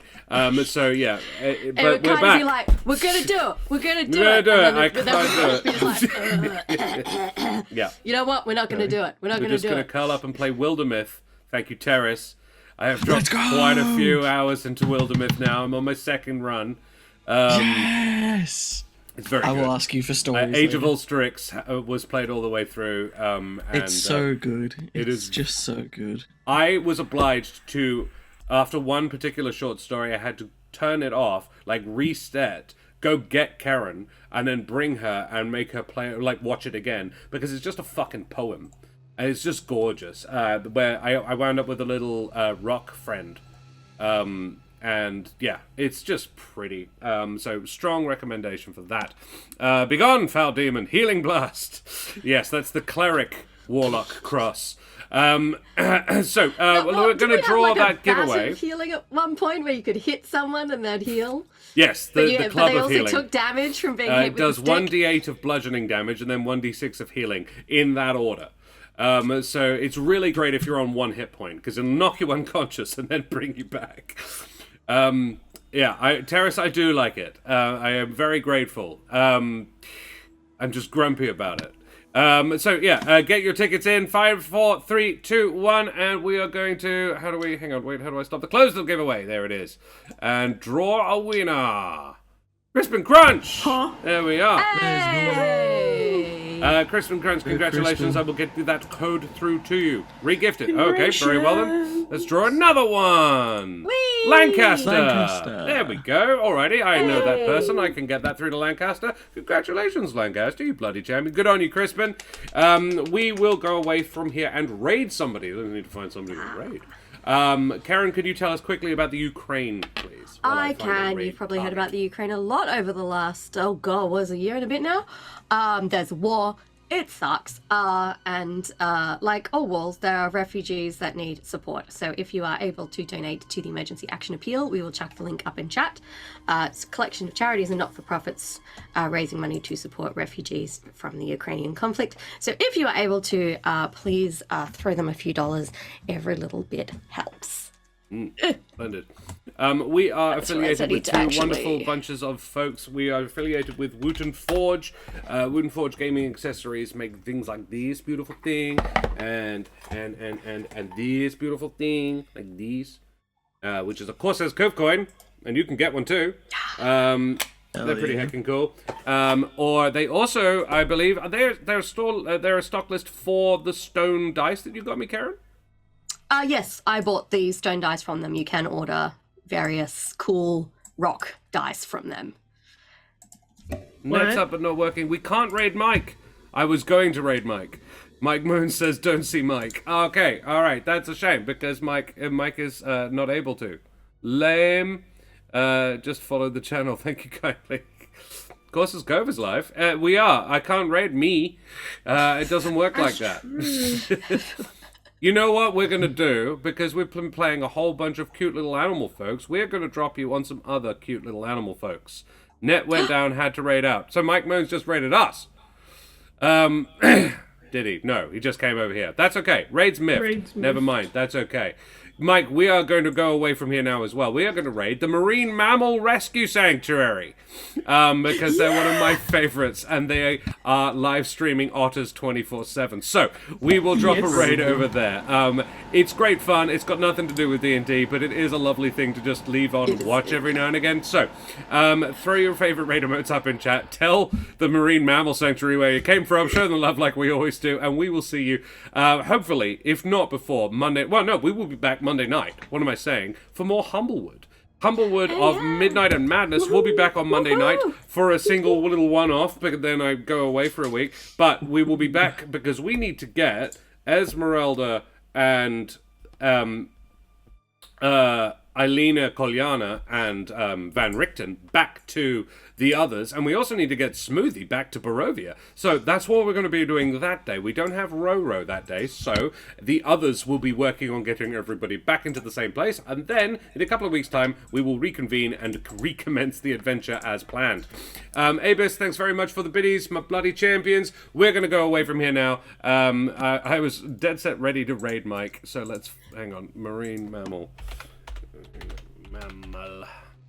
Rescue. The Marine Mammal Rescue are having an otter highlight-a-thon. There is currently 2 otters sleeping in the water on their backs next to each other. Enjoy it. We will see you same bad time, same bad channel, Monday night. Hands? They're not actually. I don't know if this is a mated pair. So we will see you soon, guys. Say goodbye, everybody. Goodbye, everybody. Bye-bye.